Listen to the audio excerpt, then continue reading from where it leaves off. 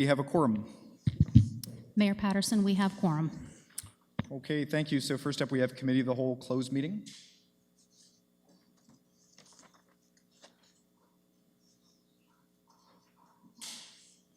Moved by Councillor George, seconded by Councillor Osanek, that Council resolve itself into the Committee of the Whole closed meeting to consider the following item. A position, plan, procedure, criteria, or instruction to be applied to any negotiations carried on or to be carried on by or on behalf of the municipality or local board, nonprofit affordable housing in Kingston. Please vote.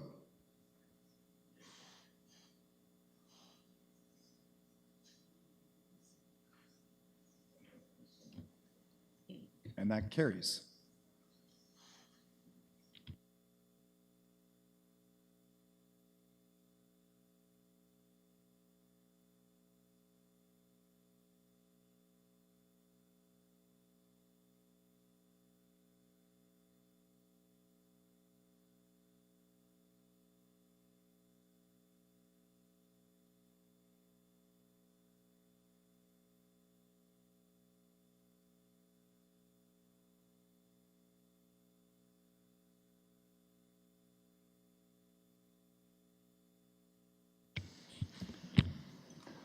Good evening, ladies and gentlemen. Sego ani buju wachaya kwe kwe. As the mayor of the city of Kingston, I offer these words in the spirit of this gathering. Let us bring our good minds and hearts together as one to honor and celebrate these traditional lands as a gathering place of the original peoples and their ancestors who were entrusted to care for Mother Earth since time immemorial. It is with deep humility that we acknowledge and offer our gratitude for their contributions to this community, having respect for all as we share this space now and walk side by side into the future. So we were just meeting in Committee of the Whole closed meeting. We discussed one item with respect to nonprofit affordable housing in Kingston. And so I will ask for a motion to rise without reporting, please.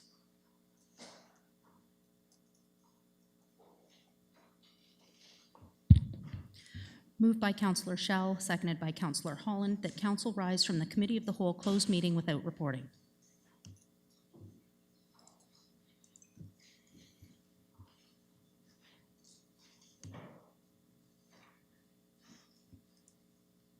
Please vote.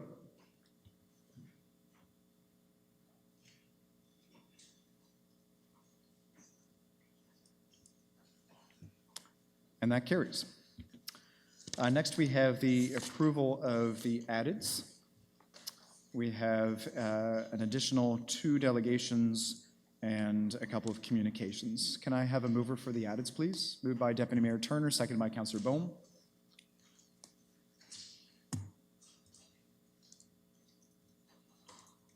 Please vote.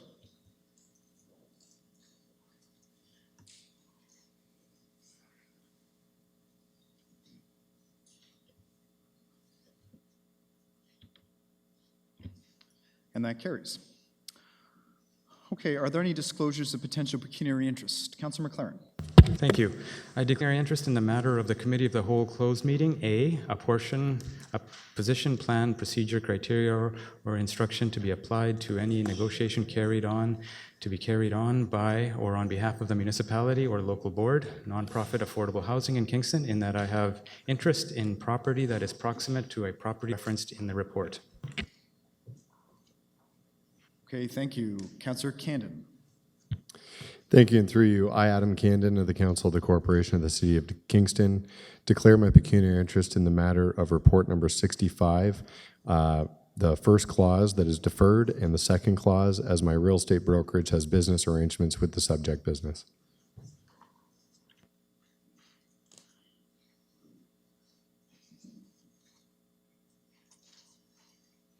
Councillor George.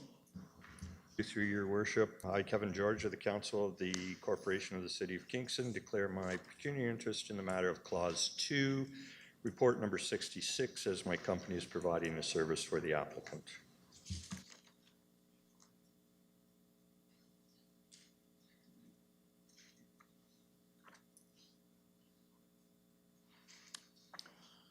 Councillor Hutchison. Your worship, I, Rob Hutchison, of the Council of the Corporation of the City of Kingston, declare my pecuniary interest in the matter of Clause 2, Report 65, as I have previously declared a conflict of interest on 7 Wright Crescent and continue to do so.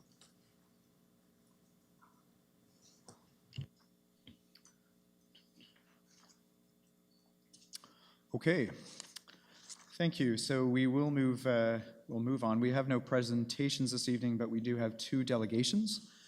Our first delegation is Munro Waters, Vice President of University Affairs, the Alma Mater Society, and Queen's University, who will appear before Council to speak to Clause 15 of Report 64 received from the CAO with respect to the request for noise exemptions, Queen's University AMS Orientation Week events. And just a reminder to our delegations that you have 5 minutes.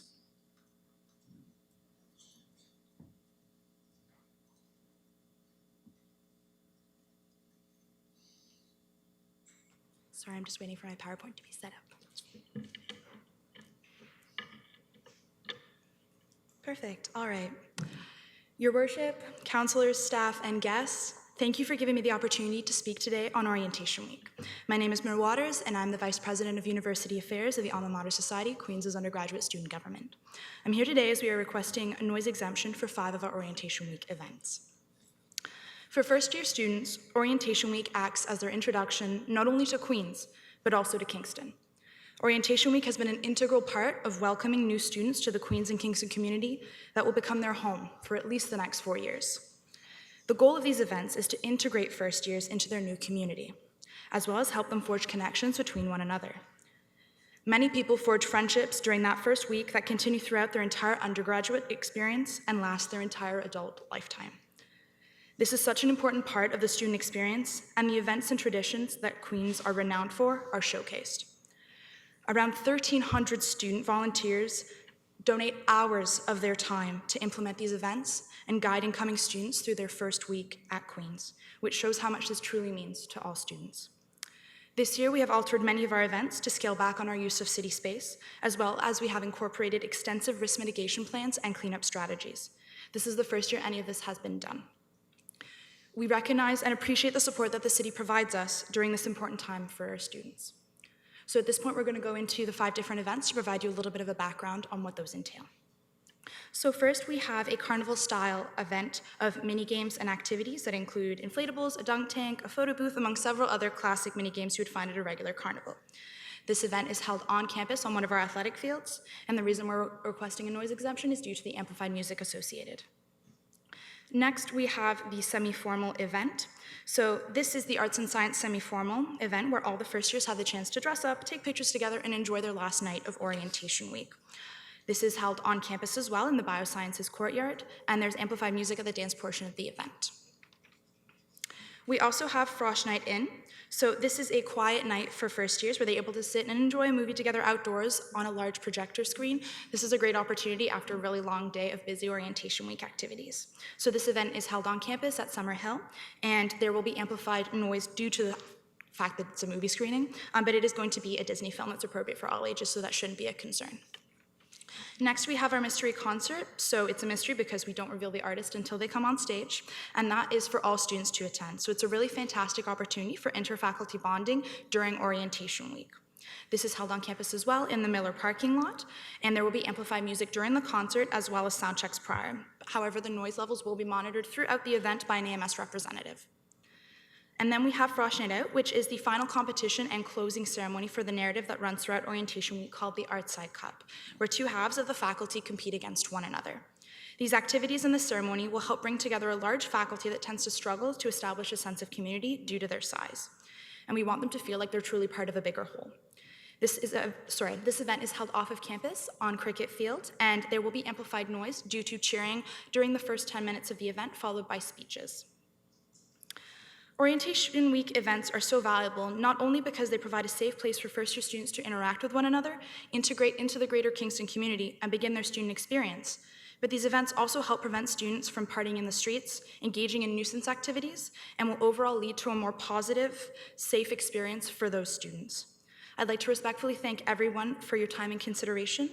Many volunteers have put countless hours into the planning of these events that make our first years feel so welcomed into this new community. Please remember that you will have a tangible impact on every first year's Queen's experience. Thank you so much. If you have questions, please feel free. Great, thank you very much. Are there any questions? Councillor Stroud. Thank you. Thank you, Monroe, Ms. Waters, for your presentation. Just to delve in a little bit more to the event on Cricket Field, which is the only event on city property. You said it amplified music from 7 to 9, and then 10 minutes of cheers at 9, followed by approximately 50 minutes of speeches? 55-0, correct. Until 10, so that's the part that goes till 10. So from 7 to 9, there's amplified music in that part of City Park known as Cricket Field? Yes. Okay, so how does this compare to the evening events that were held during Orientation Week last year, around the same time? Like, what are the parallel events from last year that we can compare this to? So last year we would have done an event similar, however, it would have been on campus. So there is that shift there. However, it is similar, just the location has changed. So if we, to sort of what we're being asked to grant as noise exemptions, what's new this year is an evening event on the Wednesday, which is amplified music from 7 to 9, and then, as you said, some cheers and some speeches until 10. Correct. And that's on city property. But all the other events are on campus. Correct. Okay, thank you. Deputy Mayor. Thank you, and through Patterson. I just had a quick question, and thank you for your presentation. It was very informative. The cleanup strategy, you said that was a new implementation this year, and you mentioned something else. You had 2 new strategies. I didn't catch the other one. Yes, so it was risk mitigation. So in terms of damage, to prevent the damage prior to it happening, and then there were some activities that might be a little bit messier, in which case we do have several cleanup strategies in place, as well as individuals from the AMS, so at a higher level, that will be following up on those events. So people from Orientation Roundtable that will be ensuring that those cleanup strategies are properly implemented. Okay, great. Thank you. You're welcome. Councillor Stanek.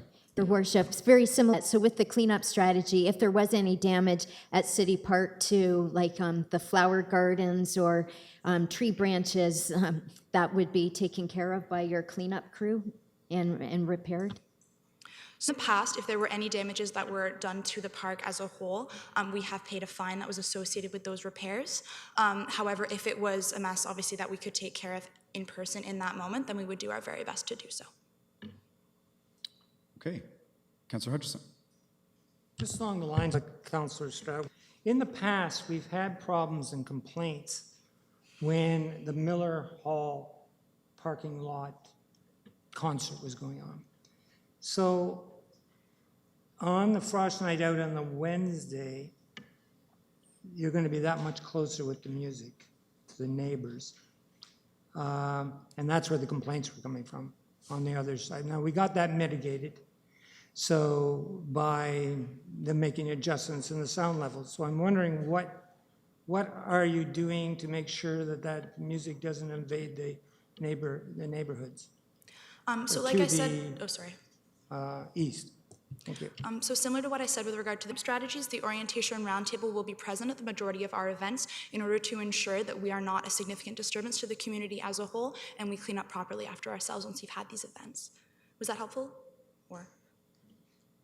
As long as it'll be really helpful. Thank you. Okay, seeing no, thank you very much. Thank you so much. Okay, our second delegation this evening is Frank Dixon, who appeared before council to speak to Clause 1 of Report 65 from the CAO with respect to the transmittal of the report from the closed meeting investigator and legal opinion of Airden Burles, LLP, Cataraqui West Open Space Lands. Thank you, Mr. Mayor. Just request that the clerk turn on the lamp, which will display my material on the desk.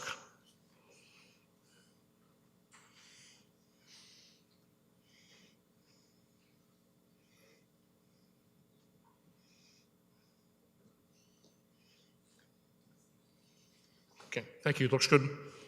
Mr. Mayor, members of council, city staff, fellow Kingstonians, and media members.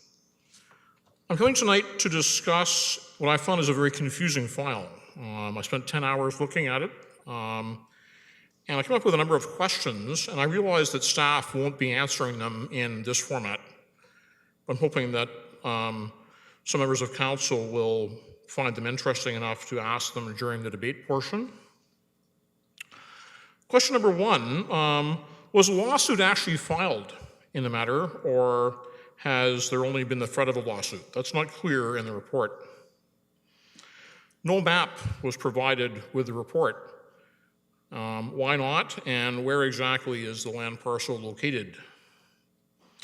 Speaking with a former city councilor about the matter, I was told that it dates from the 2006 to 2010 council term. Correct or not? Why so long to resolve the matter? It seems that the city staff finalized a purchase agreement for the property before obtaining city council's final approval for the deal at the April 18th, 2017 meeting, both closed and open sessions. Why didn't city staff hold off on finalizing the purchase, which is for a high six-figure sum, until after discussing the matter with city council pending a potential approval of the offer, if council ever would do so?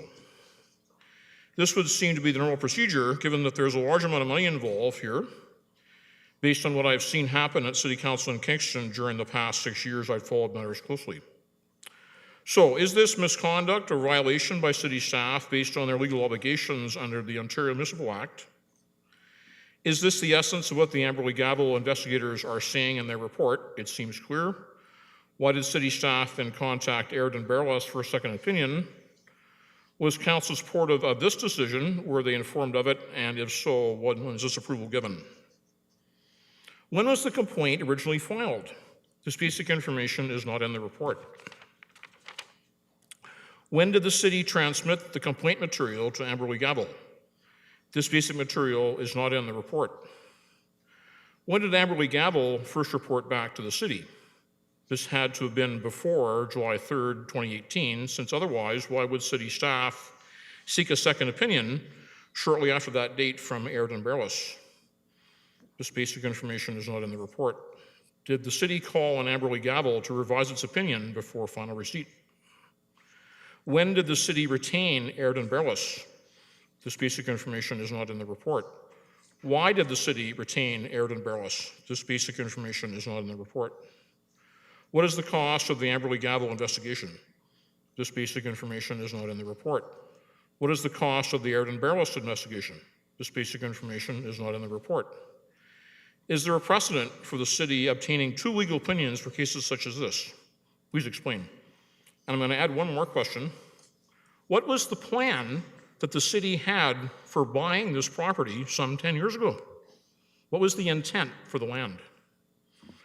So this accumulation of major unanswered questions, all of which are highly relevant, with the non-supplied material certainly known by city staff, is most troubling. It is very difficult to understand certain aspects of this file as a result.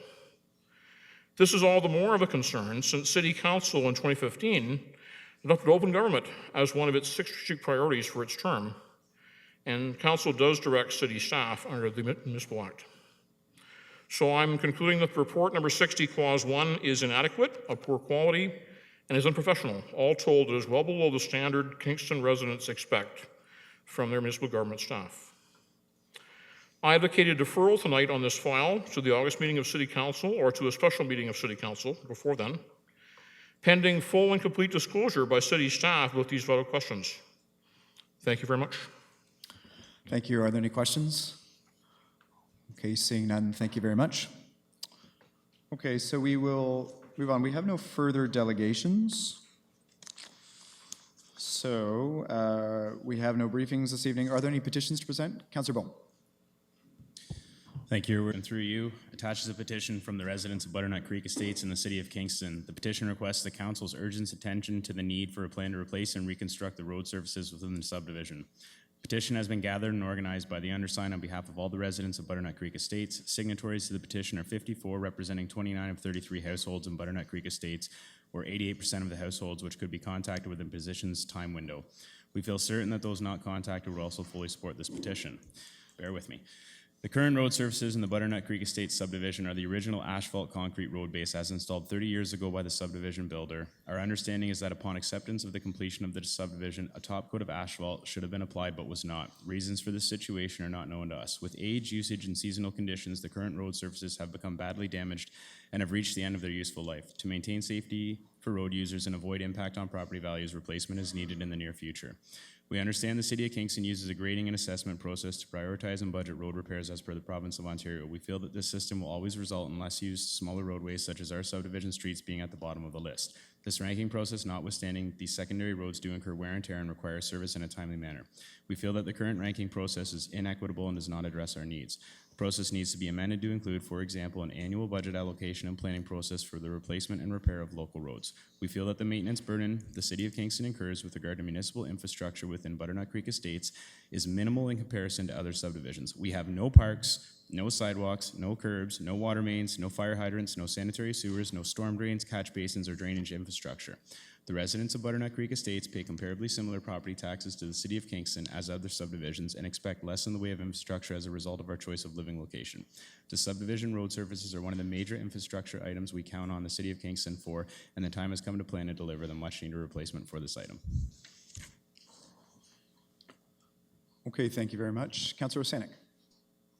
Thanks, Shep. I have a petition. Tennis. We, the undersigned, currently play outdoor tennis, and we urge the city to provide indoor tennis to its residents, as seen in Belleville, Richmond Hill, Markham, Oshawa, Pickering, and Ajax, which are the City of Kingston's comparator cities. The City of Kingston needs to provide indoor tennis too, and it's signed by 22 residents.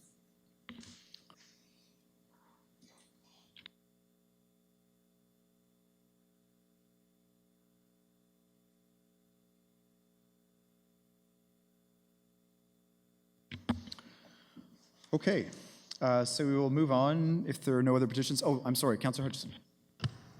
Sorry, enough. Okay. I have here a petition from residents on Bagot Street, Raglan Road, and Montreal Street. We, the undersigned, petition the City of Kingston to address the excessive speeding and aggressive driving in our neighborhood. And they note that they have been dealing with excessive speeding and aggressive driving. Note that they don't have any 40-kilometer speed limit signs, children at play signs, or watch for senior signs. They are concerned about the on-street parking permit program because it widens the street effectively, and they're also concerned about receiving block shortening and road narrowing measures. So they would like see some of these measures in their neighborhood in order to abate excessive speed, especially, and aggressive driving. And so I'd like to submit this petition to staff to be sent to the appropriate traffic engineering and other departments. Thank you. Thank you. Are there any other petitions to present? 143 signatures. Thank you. Okay, seeing no other, we do have one motion of congratulations, moved by Mayor Patterson, seconded by Deputy Mayor Turner, that the congratulations of Kingston City Council be extended to Jana Hefford, who will be inducted into the Hockey Hall of Fame this November. Hefford, who calls Kingston home, is one of the greats in women's ice hockey and competed at the highest levels for almost 20 years. She won her first World Championship at 19 and has won 4 Olympic gold medals. Congratulations, Jana. We are all very proud of you. So we will call the vote, please.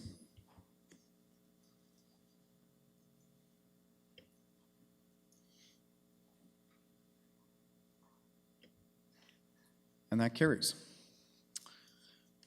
Okay, we do have one deferred motion. However, with the consent of council, I am going to suggest that we move clause 2 from report number 65 forward in the agenda and deal with that first, because depending on the outcome of that item, it will render the deferred motion moot. So I think we should deal with that first. Okay, so I don't think we need a formal motion as long as everyone's okay with that. So at this point, then, we will deal with clause 2 from report 65, 7 Right Crescent proposed negotiations. So this is on page 13 of the agenda.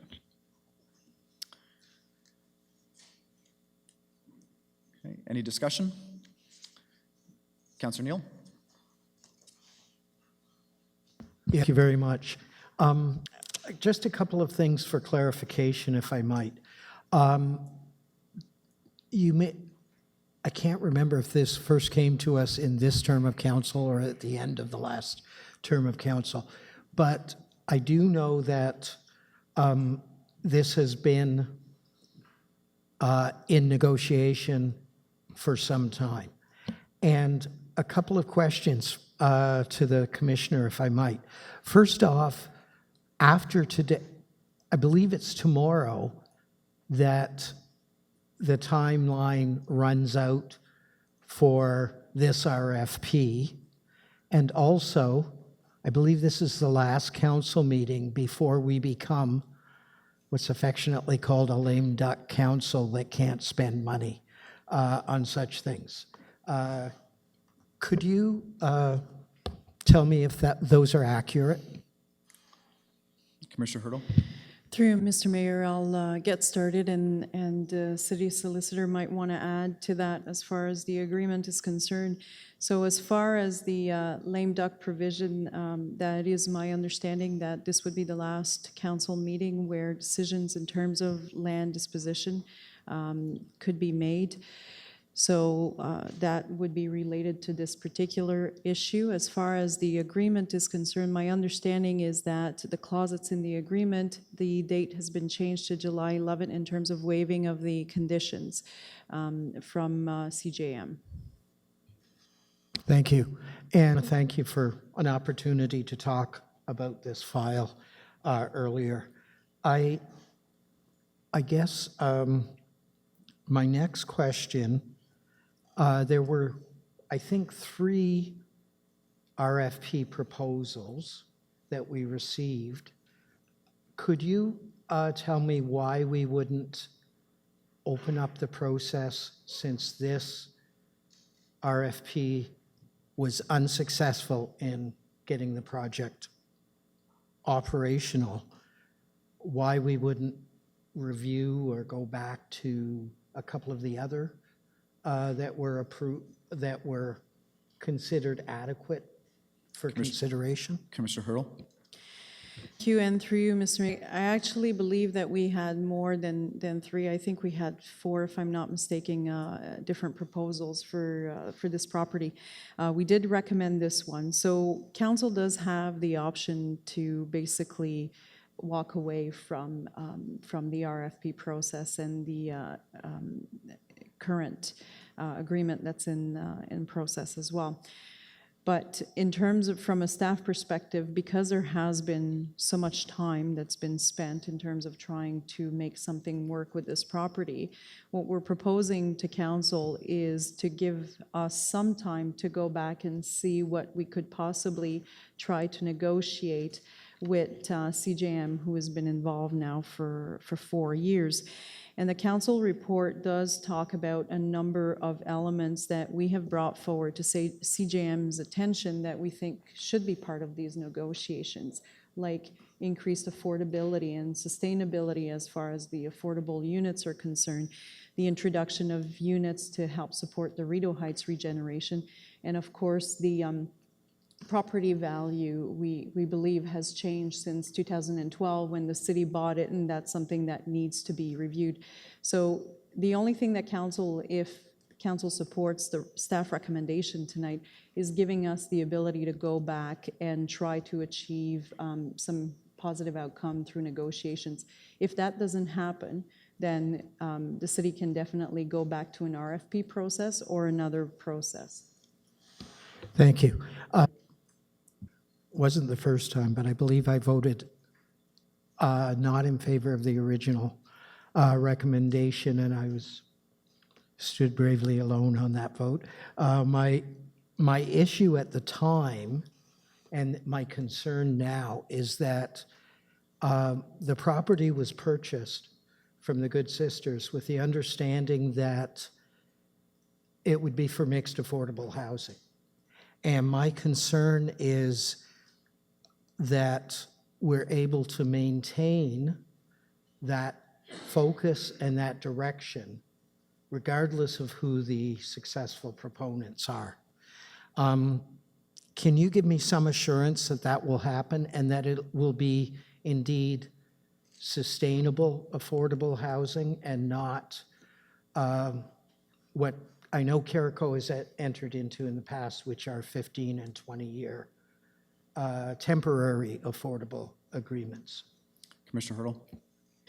Thank you, Mr. Mayor. So the original permitted that council saw was for 35 units, and at the time, obviously, Townhomes Kingston was involved. So there was always, I think, this understanding that as a affordable housing provider, there would be a more sustainable or a continuation of the provision of affordable units, even if the time frame had lapsed.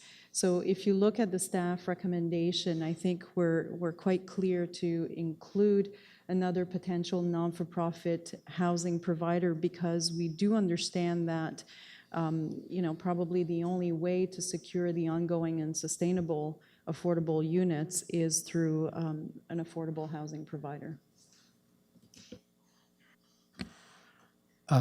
Thank you. And I appreciate your negotiation skills. I'm just a little concerned that in 9 or 10 months' time, we may be no farther ahead and will then be looking to go through the RFP process at that time.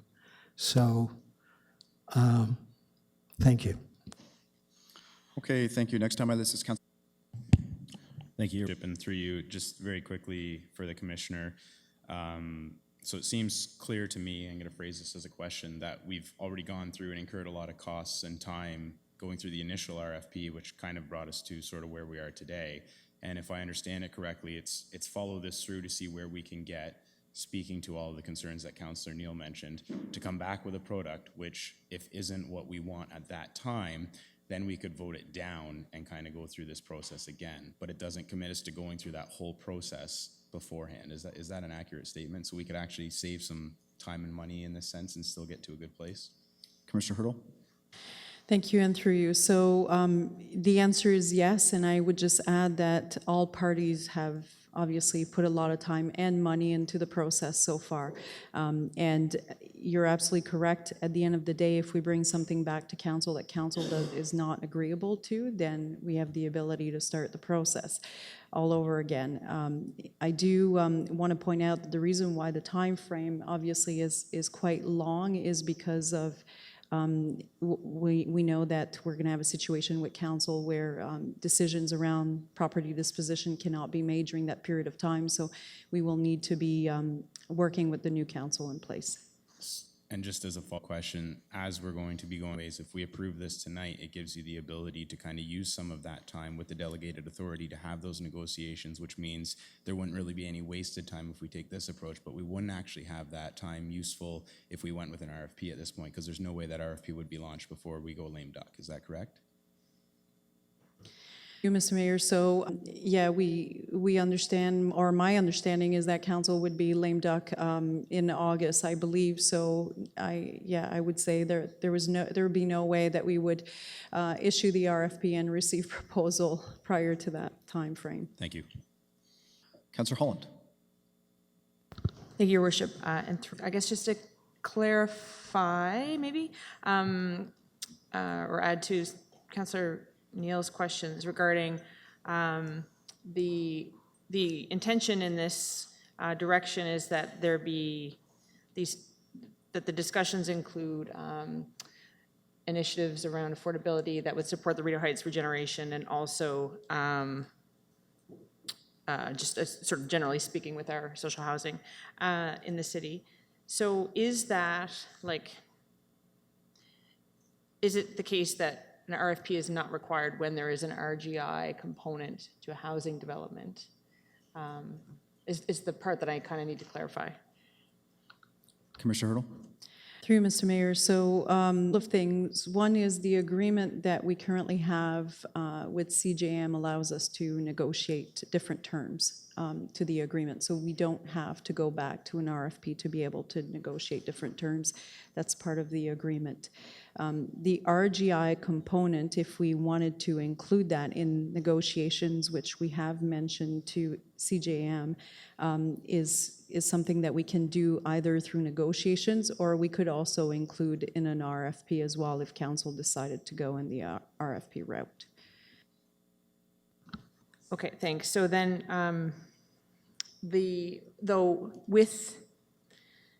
if we want to be on track with the Rideau Heights regeneration, I'm assuming more RGI would be necessary for a proposal going forward. And if that's the case, what would it look like? Would it need to be this separate building option if the partnership did not involve a nonprofit housing provider, for example? Or where does the nonprofit housing provider need to be involved in order to maintain the RGI system? Commissioner Hurdle.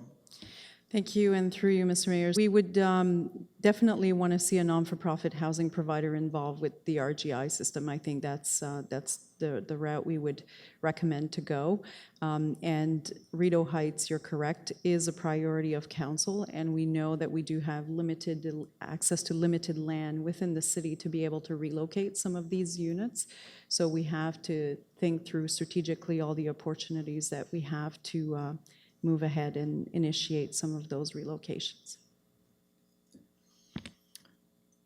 Councillor Schell.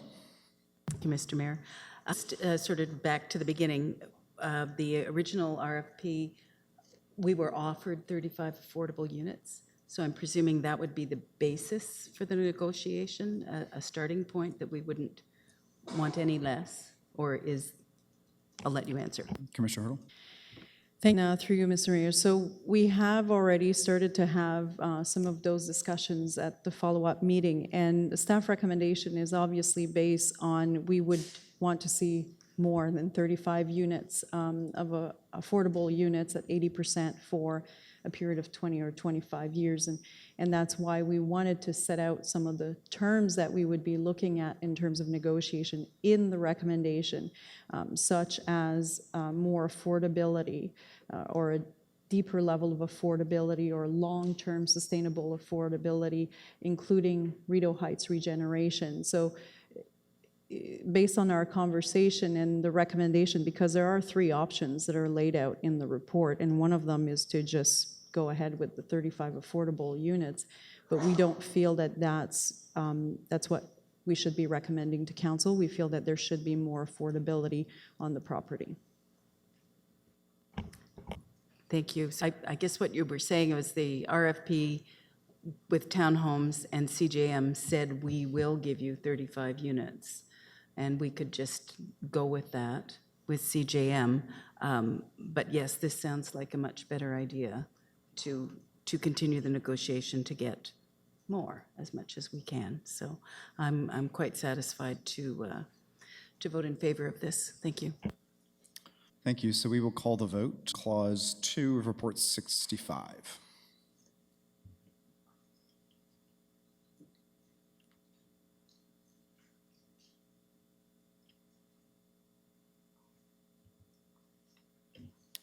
And that carries. So with that, the deferred motion is rendered moot. So with that,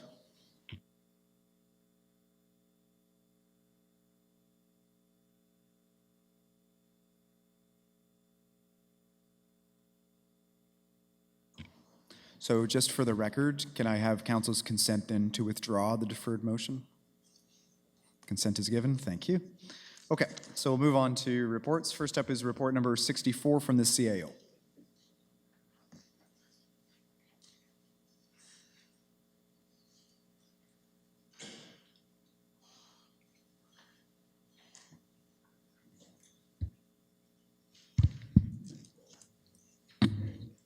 Moved by Councillor Candon, seconded by Councillor George, that report number 64 from the Chief Administrative Officer consent be received and adopted. Okay, there are 19 clauses. Would anyone like any separations? Councillor McLaren. Thank you. I have number 9 separated, please. Councillor Osanek. Clause 5. Councillor Stroud? 15. Councillor Neal? 4 and 11.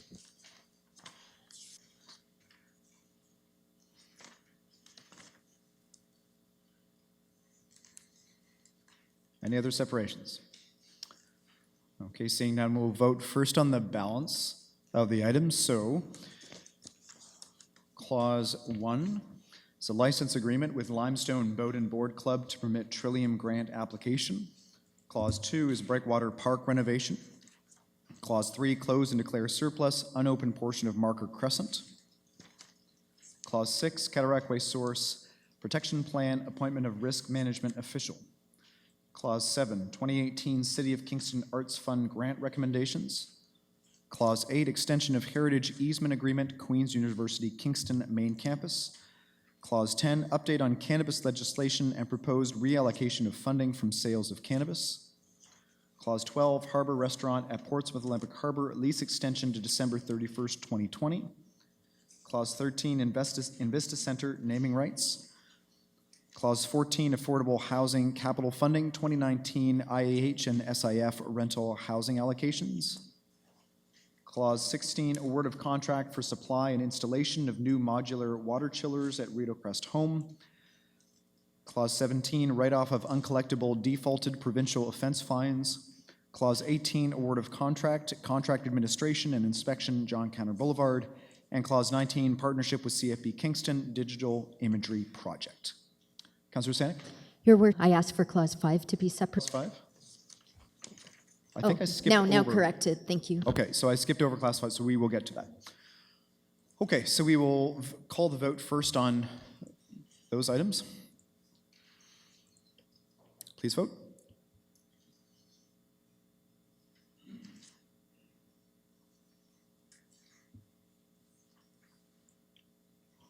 And that carries. Okay, first up is Clause 4, proposed cell tower lease, Rogers Communications, 1303 John Marks Avenue. Councillor Neal. Thank you. Just a quick question, because I know in the past, and this is probably a question to planning, in the past, cell tower locations have come to planning in that rather strange situation where we hold a public meeting, but it's really the province that has the power to grant that, those towers. Can I presume that there will be a public notice to the neighborhood and that there will be an opportunity to come and speak to planning committee about such a proposal? Mr. Hugenboss? Yes, thank you. Through you, Mr. Mayor. So the city has a process outsourced in a way for the public consultation review through the CRINS program. So from a leasing perspective, we would allow that process to happen first before approving the lease. So that process involves public consultation and would need to be approved in order for the city to enter the lease. And this is common with all cell tower applications, whether they're on city property or not. And I could turn it over to Director Agnew. Do you have anything? No, that's fine. Thank you. So there'll be similar information to the immediate neighborhood and an opportunity for them to speak publicly to the issue, but not through the planning committee. Is that accurate? Ms. Agnew? Thank you, and through you. So as Mr. Hugenboss indicated, we have outsourced that to CRINS through that process that they're to be facilitating that. We used to do that in-house, and then we would be collecting fees associated with that, even though we weren't the approval authority. So that's now facilitated through them specifically. We haven't had one of these applications in a period of time, but certainly there will be a public component of it. Whether it's facilitated through planning committee or not, I'm not entirely sure. Thank you. Thank you. We will call the vote on Clause 4.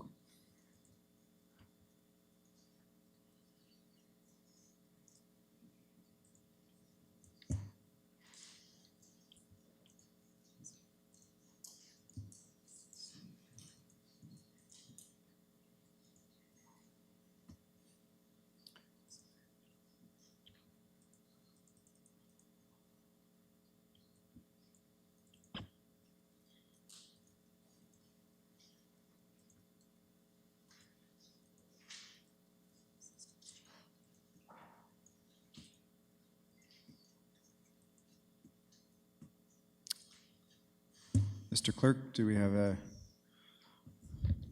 The system is stuck at the moment. Bear with us, please.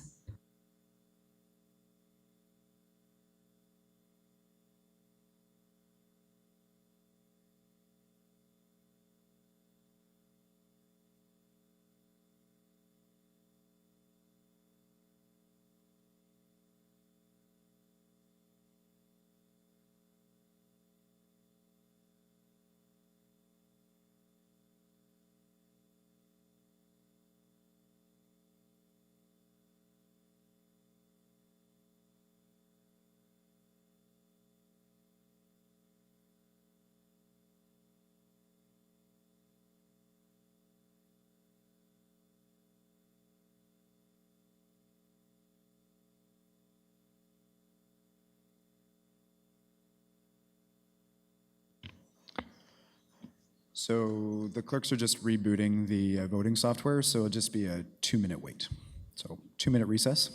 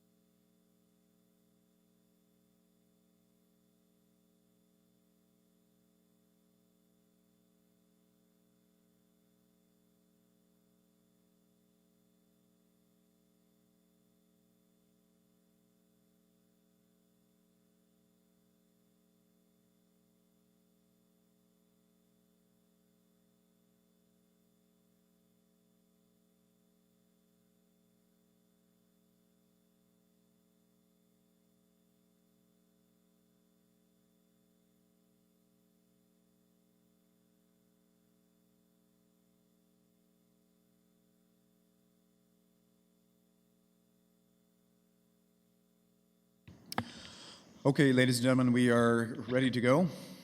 So we will call the vote on Clause 4, please.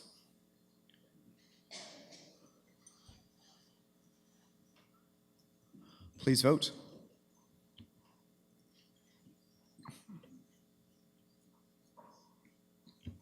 And that carries by a vote of 12 to 1. Okay, on to Clause 5. Declare surplus a portion of 1110 Clyde Court. Councillor Stanek. Thank you, Your Worship. I'd just like to ask a few questions about it. In our report, it's on page 28, the aerial view. And looking at the aerial view, it's heavily treed, like comparing the 12 acres there to the 8 acres that we're retaining something that's very barren versus the 12 acres that's heavily treed, which is what we're trying to declare surplus. So it is a long rectangle. So basically the only access to that property, like no potential there from Norris Court because you have the hydro corridor, it's just strictly from the cul-de-sac of Clyde Court. Is that right? Mr. Hugenboss? Yes, Mr. Mayor, yes, that's correct. Right now, through your worship, is there any interest from any buyers out there? Is that why we're bringing it forward? Or was it just strictly looking at the maps and seeing, what land is left? Is there any interest in it?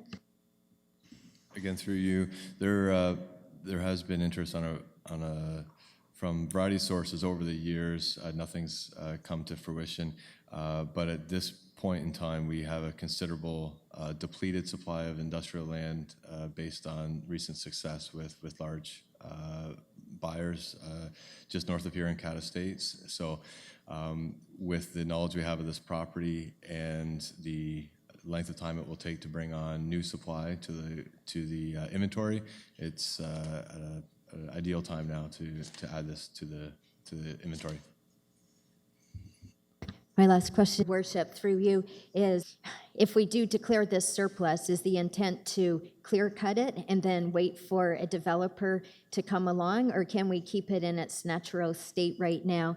And if we are clear cutting it, how much of a buffer are you providing to the creek? Because there is that creek, like a wildlife corridor, going through the 8 acres of lands that are going to be retained right next door to it. Mr. Hugenboss? Thank you. And through your mention of clear cutting the property, what we would do before any maintenance on the property is do any proper studies, investigations necessary, and clear out some underlying brush so that the property could be, if safe to do so after the investigations, in order for the property to be better marketed and better viewed by potential investors. And then any cutting of trees, any clearing of the land, any regrading would be done through the proper application processes by the purchaser of the property. And that's consistent with past practice. Thank you very much for answering those questions. Definitely, like, my concern is that this is because of the creek, so it's not that it's a landlocked little woodlot. It does have the creek, which makes it a wildlife corridor, and my concern is, like, we're basically destructing our wildlife corridors by 1,000 developments all along there, and yeah, I do have that concern. Thank you. Thank you. Mr. Hutchison? Yeah, just along that same line, to some extent, I'm wondering if, do we have any, this is to me a sense of the conflict we have between different priorities. Would we like to have more employment lands? Do we need them? The answer is yes, we know that. Do we want to retain our green spaces and the lungs of our community, the natural environment in our community? And the answer is yes.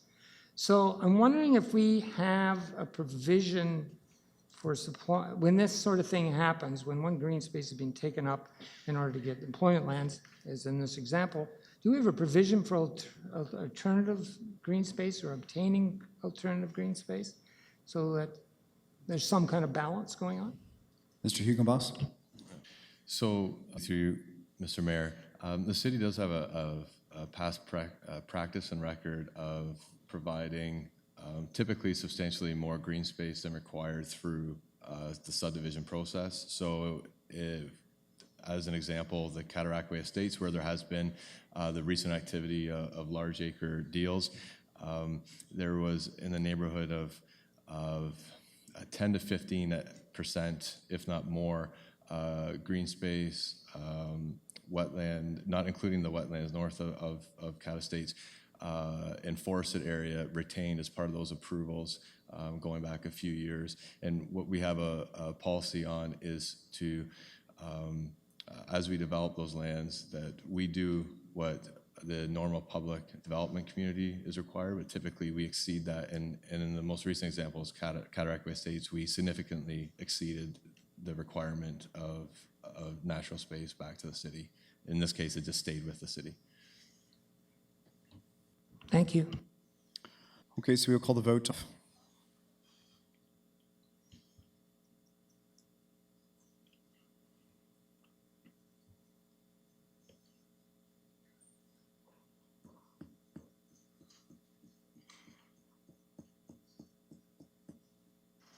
And that carries by a vote of, okay. So we will revote. No, we don't have to revote. Okay. So that carries by a vote then of 11-2. Okay. Moving on to Clause 9, next steps, city building planning policies. Councillor McLaren.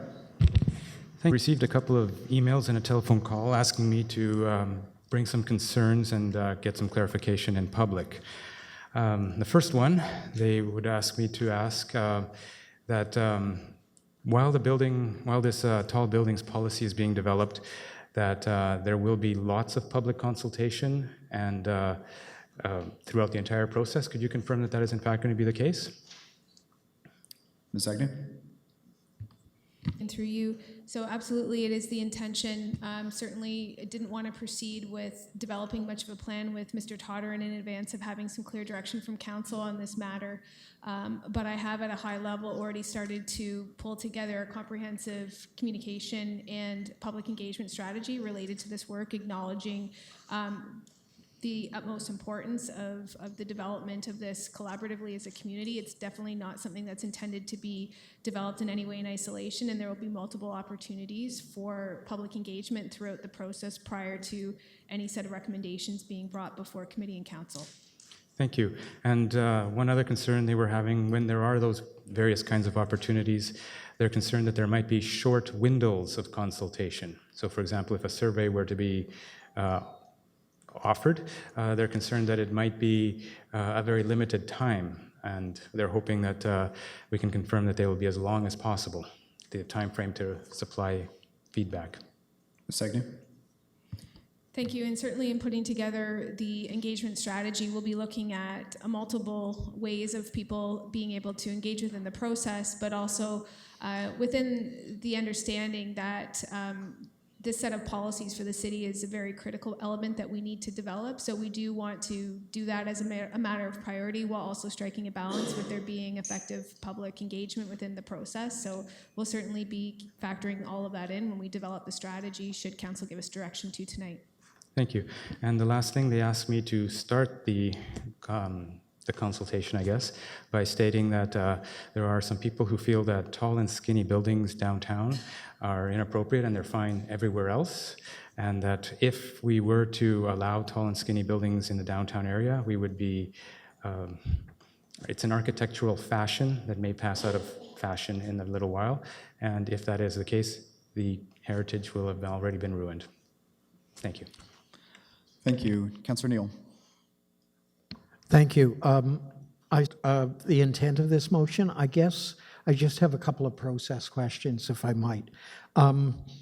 Would the intention be that public meetings would be within the planning committee structure, or would they be outside of the planning committee structure? And will a report with recommendations that come from this process go through the planning committee to council for approval? Ms. Agnew? Thank you, Your Worship. So yes to both questions. Definitely as part of the public engagement, there will be elements of it, I would imagine, that would be outside of the structure of planning committee, just based on the nature of wanting to try different types of techniques of engaging with different types of stakeholders. Certainly, as we go through the process, we will hold statutory public meetings that will be facilitated through the planning committee, and certainly as part of any recommendation that would be facilitated through planning committee and then pulled through to council. Thank you much.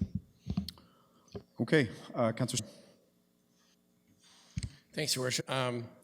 So we all remember when Mr. Todderan came and spoke to us at the town hall in Memorial Hall, and it was very well attended by members of the public. It was a full house, and it's a big room. And, you know, a lot of us have had the chance since then to sort of absorb what we discussed that night, and also now we see this partnership being proposed. It mentions in the recommendation the tall buildings policy.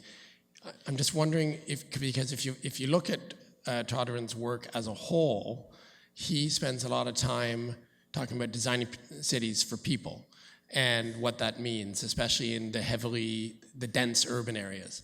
So it's the tall buildings is for habitation. It's one of the elements of the policy, but I guess I'm looking for assurances that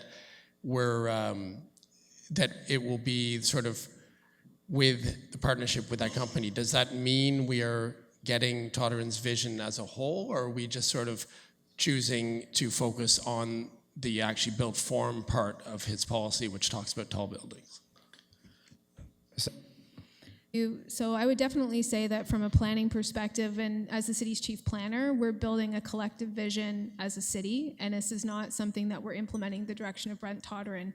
He's working with us in a technical advisory capacity and helping to shape some of our views as staff and as a community, but what we're really talking about from a planning perspective, these are embraced best practices in best designed cities around the world. So while we're talking specifically in this case about tall building policies, and that title may be a bit misleading, but I wanted to make sure that people understand the nature of what we're getting at. It's not just the building height, it's the building relationship to the public realm, for example, the interaction of those pieces, how critical they are for city building, how great transit integrates with that. So it's really bringing together all of these pieces, but doing it in a specific way that our current policies are silent on. So for us, it's building the tools that we need to be able to critically review things to achieve the entire vision that we're trying to go for as a city. Okay. But specific to the things that Todderan had to say about tall buildings, he mentioned in the town hall about how tall buildings interact with the street level, and how pedestrians interact with the buildings, and with what's available to them at the street level. So that's not necessarily about transit. That's about the thousands of pedestrians in these dense areas interacting with the ground level of the tall buildings. Is that going to be addressed by the tall buildings policy? Yes, and through you. So one of the key elements that we'll be working on with specific policies is related to the design of podiums and how they interrelate to the public realm. But related to what you're referring to in some of Brent's talks about the intersection of densification in appropriate locations based on areas that can support a higher number of people with commercial amenities, and also the transit piece. So there's the locational piece that factors into how we will devise the policies together collectively, but also specifically about what the buildings look like, what the podiums look like, how they relate to the human scale, and all the critical elements that go into doing great urban design that our policies are currently lacking. Thank you. Well, I've had my concerns addressed with those questions, and I plan to support the recommendation. Thank you. Thank you. Councillor Stanek. Thank you, Your Worship. Before that meeting in January, I was really skeptical of what I was going to hear, but at that meeting with Mr. Todderan, I was so impressed, and I'm really happy he's going to be working with the city, and I fully support this recommendation to hire him. Thank you. Thank you. Call the vote on Clause 9.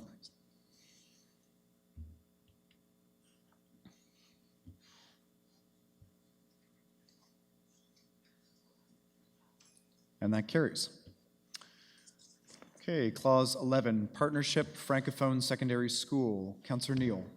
Thank you. I'm very happy to see this motion in front of us on two grounds.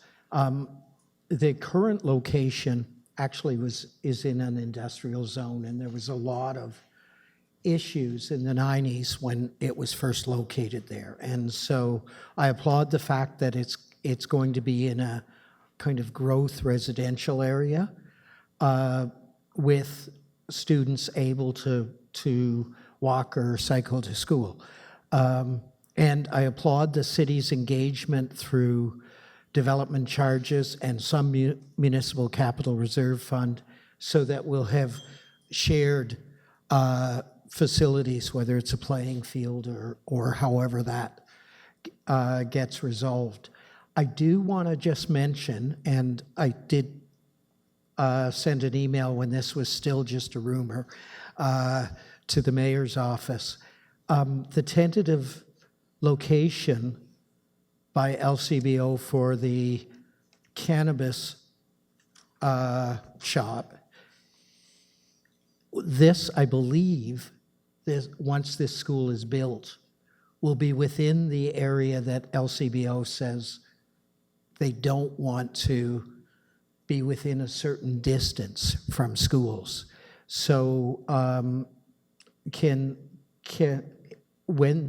if this passes, as I assume it will, can the city contact LCBO with the fact that a school has been approved within that area? So I will answer that one. So the school board did reach out to my office with respect to that concern, and I made it very clear to them that the city had no role in where the placement of this cannabis retail outlet would be, and so that the school board should connect directly with the LCBO to discuss those concerns. So my understanding is that that direction has been given, and now it's up to them to have those discussions from there. So even if the city has passed this approval motion as an information, wouldn't be appropriate? So I'm going to answer that one too. In my view, that's irrelevant. This has nothing to do with approving the location of the French schools. This has to do with approving a partnership, now that the French schools have agreed to that location, a partnership about shared space. So in my view, this is irrelevant to that. Thank you. We'll agree to disagree on that. Thank you. Thank you. Councillor Holland.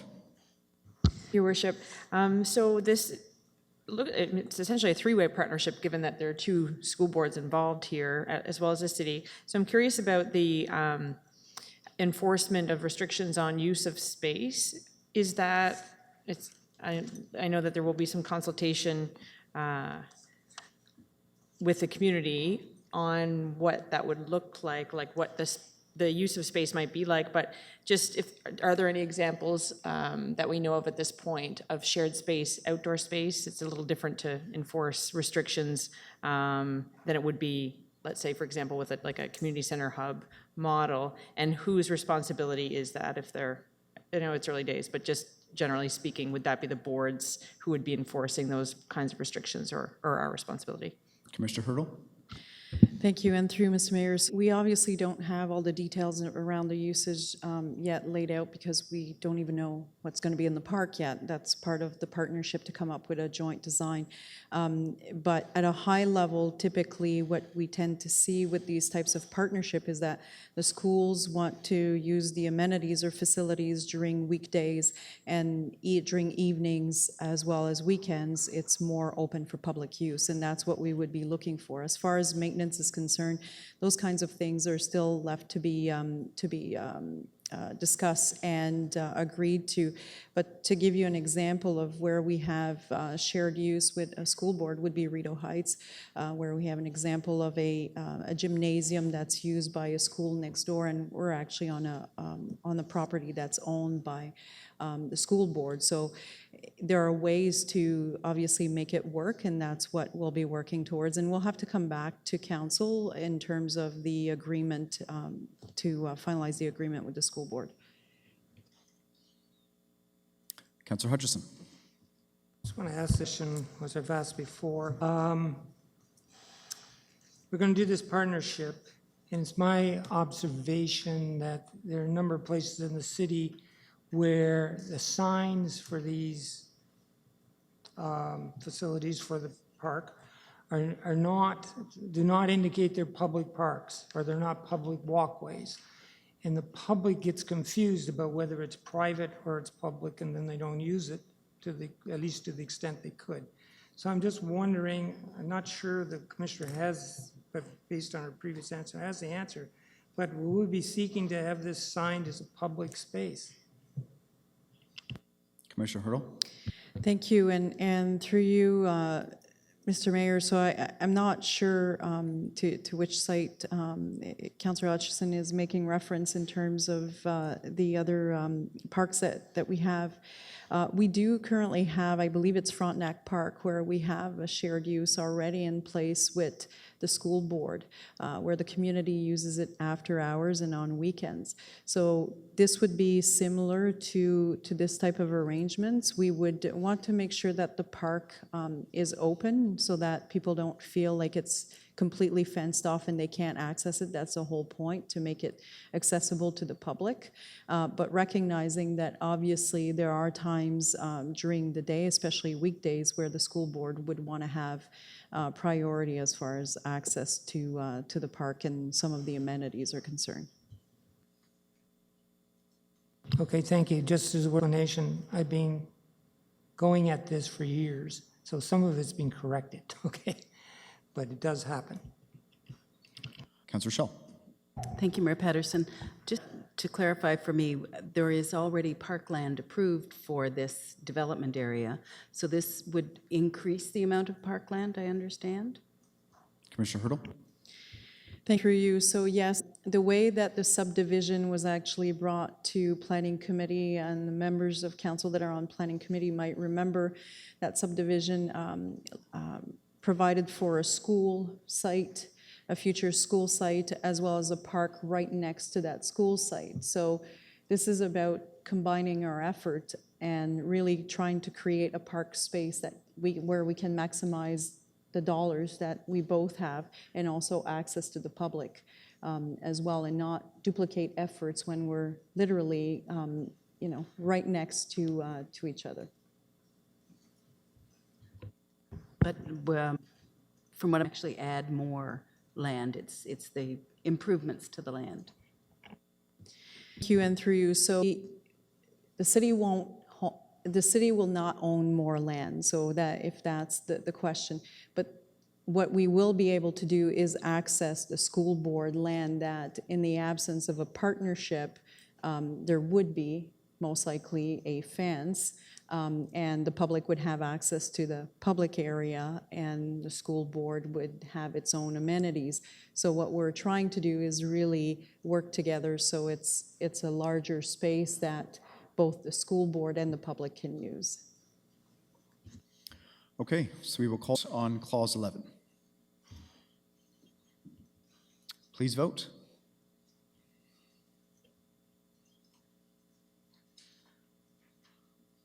And that carries. Okay, Clause 15, request for noise exemptions, Queen's University AMS Orientation Week events. Councillor Stroud. Thanks, Your Worship. Okay, so before we vote on this, I just want to fill my colleagues in on some sort of contextual information that's important for this, because this is actually a moment in time, and it's an issue that has a timeline and a future and a past, and so our decision tonight will affect that, and so that's why you need to know the context. I'm going to quote from a letter I received from a resident. It gives the context quite in a short and concise manner. So, dear Councillor Stroud and SDA Board, he starts off by just sort of saying how he missed a presentation from the AMS rep, but he wanted to, my initial reaction is strong opposition to this increased use. The need for this increased use highlights the failure of Queen's to provide adequate recreational space for students on main campus.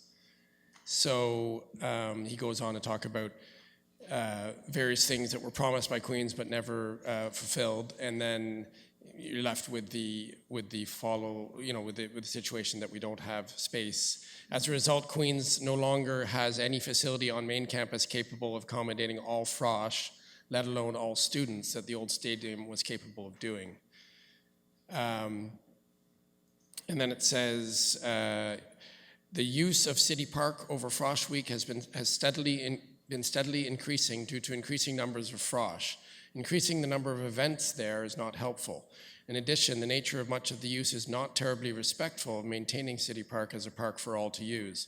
It would be better for these events to be moved to facilities on campus, main or west campus, with artificial turf, not grass, shrubs, and trees, and for existing events which have been on main campus to remain on main campus.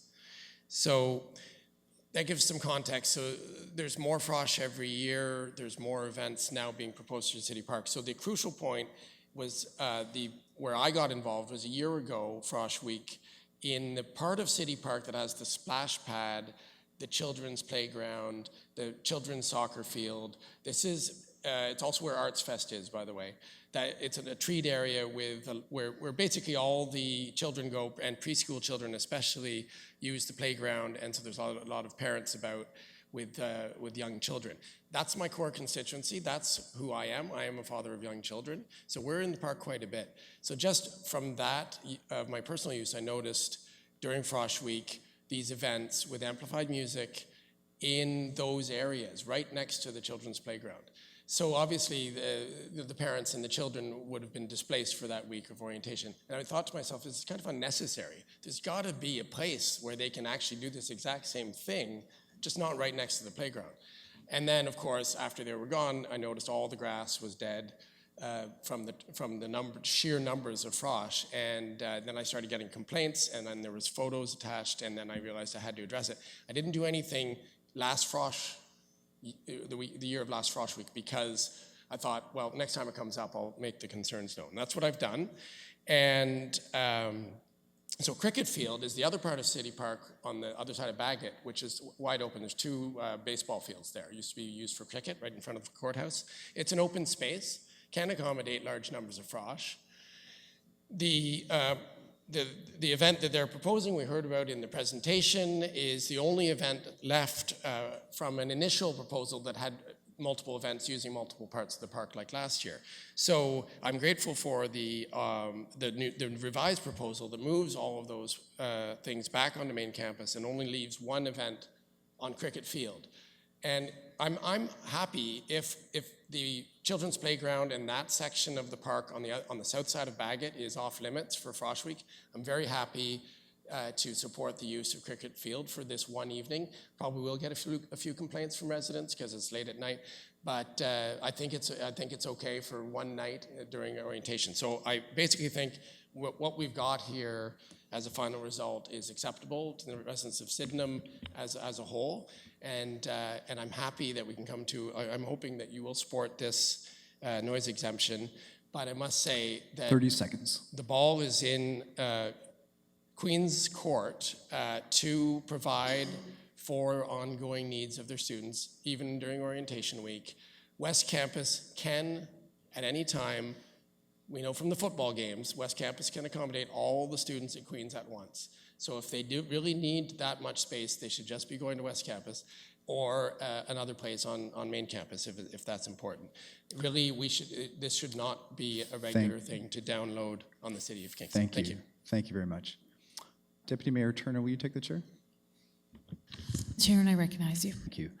I think the only comment I make here is that we talk a lot about the importance of integrating students into the Kingston community. So when students are here, they are as much a part of our community as anybody else. And I think that the vision here is to try to get more students off campus. Obviously, there has to be a balance. Obviously, we have to make sure that we're being inclusive and so that everybody has access to city facilities. But I think that that vision in Orientation Week is critical. If we really want to achieve our goals of being able to engage students and have more students stay and build careers here and feel a part of the community, this is an important step in that direction. So I, again, would also encourage council to vote in favor of this. Thank you. Return the chair. Thank you. We will call on Clause 50.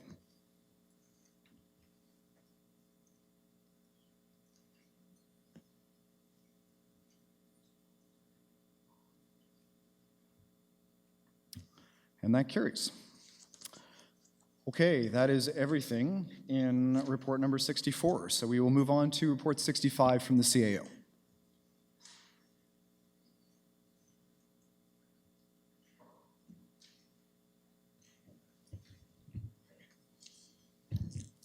Moved by Councillor Schell, seconded by Councillor Osanek, that report number 65 from the Chief Administrative Officer recommend be received and adopted clause by clause.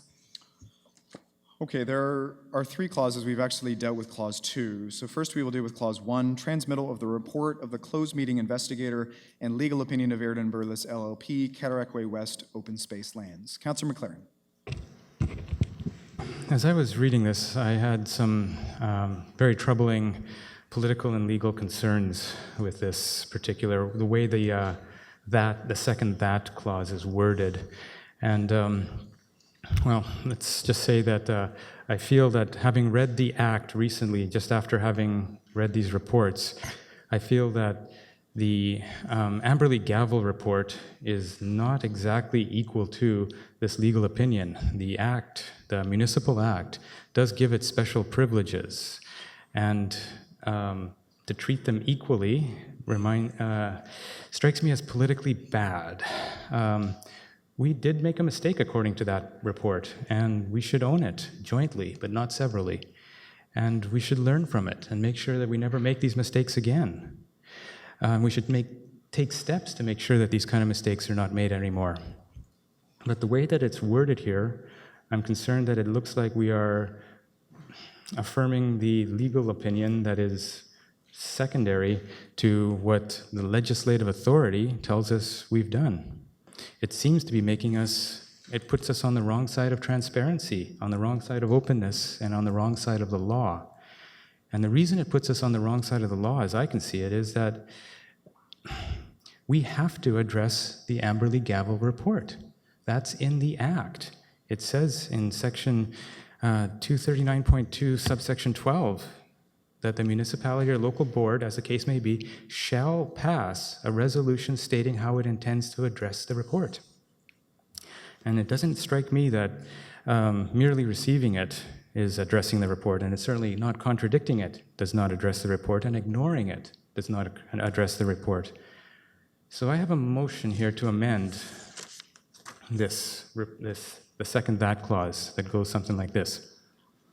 That the second that clause in Report 65-1 be amended such that it reads, quote, that the legal opinion dated July 4th, 2018 from John Mascarin of the law firm Arid and Barillis LLP be received.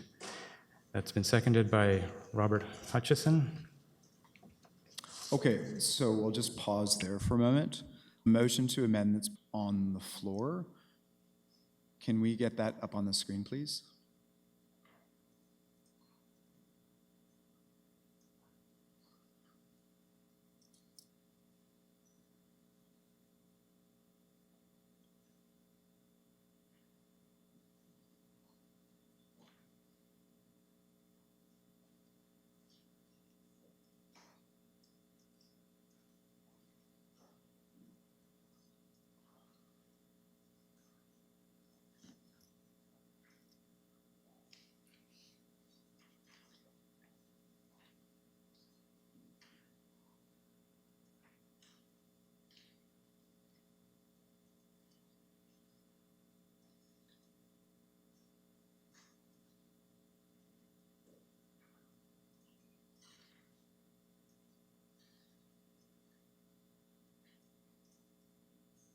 Okay, so there's the motion to amend.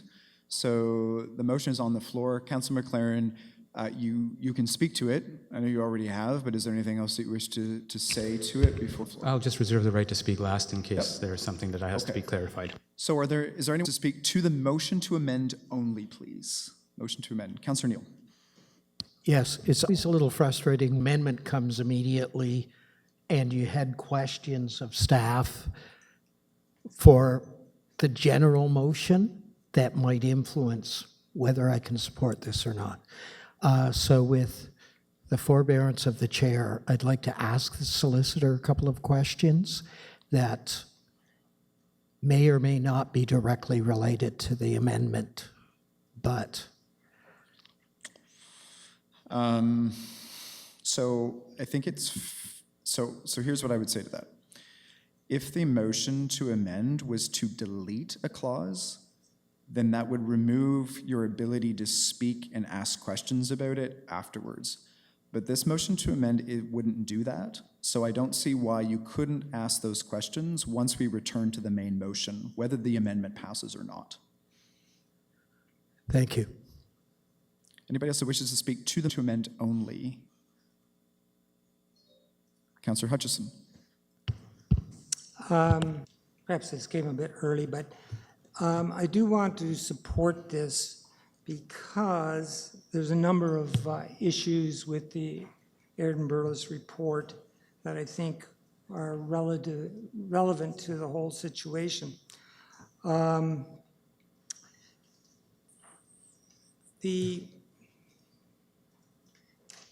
guess I have to just address the whole Airden Burles report. I don't know how I get around it.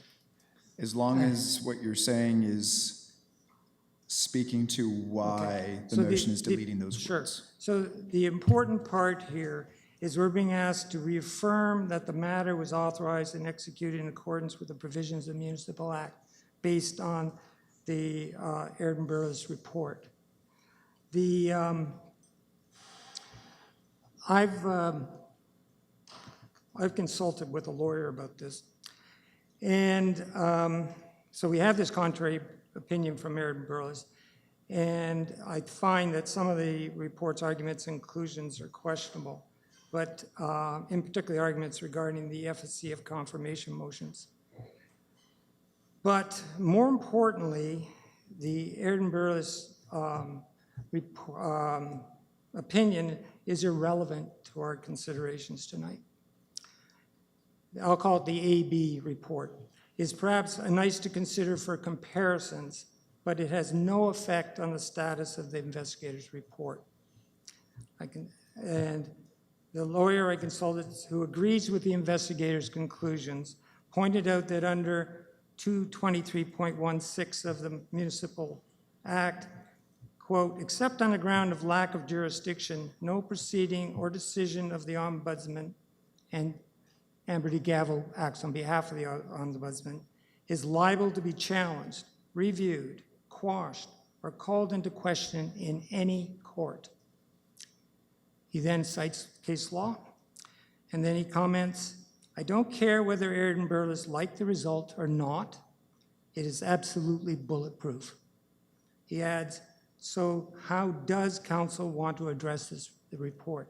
And we'll get to that after we deal with this, but that's my question as well. We have what the recommendation says, that the reaffirmation of the matter was authorized and executed in accordance with the MA. But I would say that the recommendation actually invites councillors to vote for a process that has been found to be illegal. And that's the only report that matters, is Amber DeGavel's report. The opinion from Airden Burles does not matter in this situation.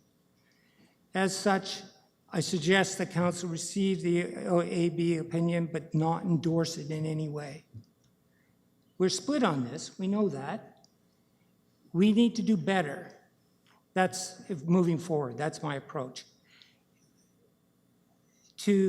What we don't need is to, and I think receiving the report says that, okay, we recognize there's another way to look at it.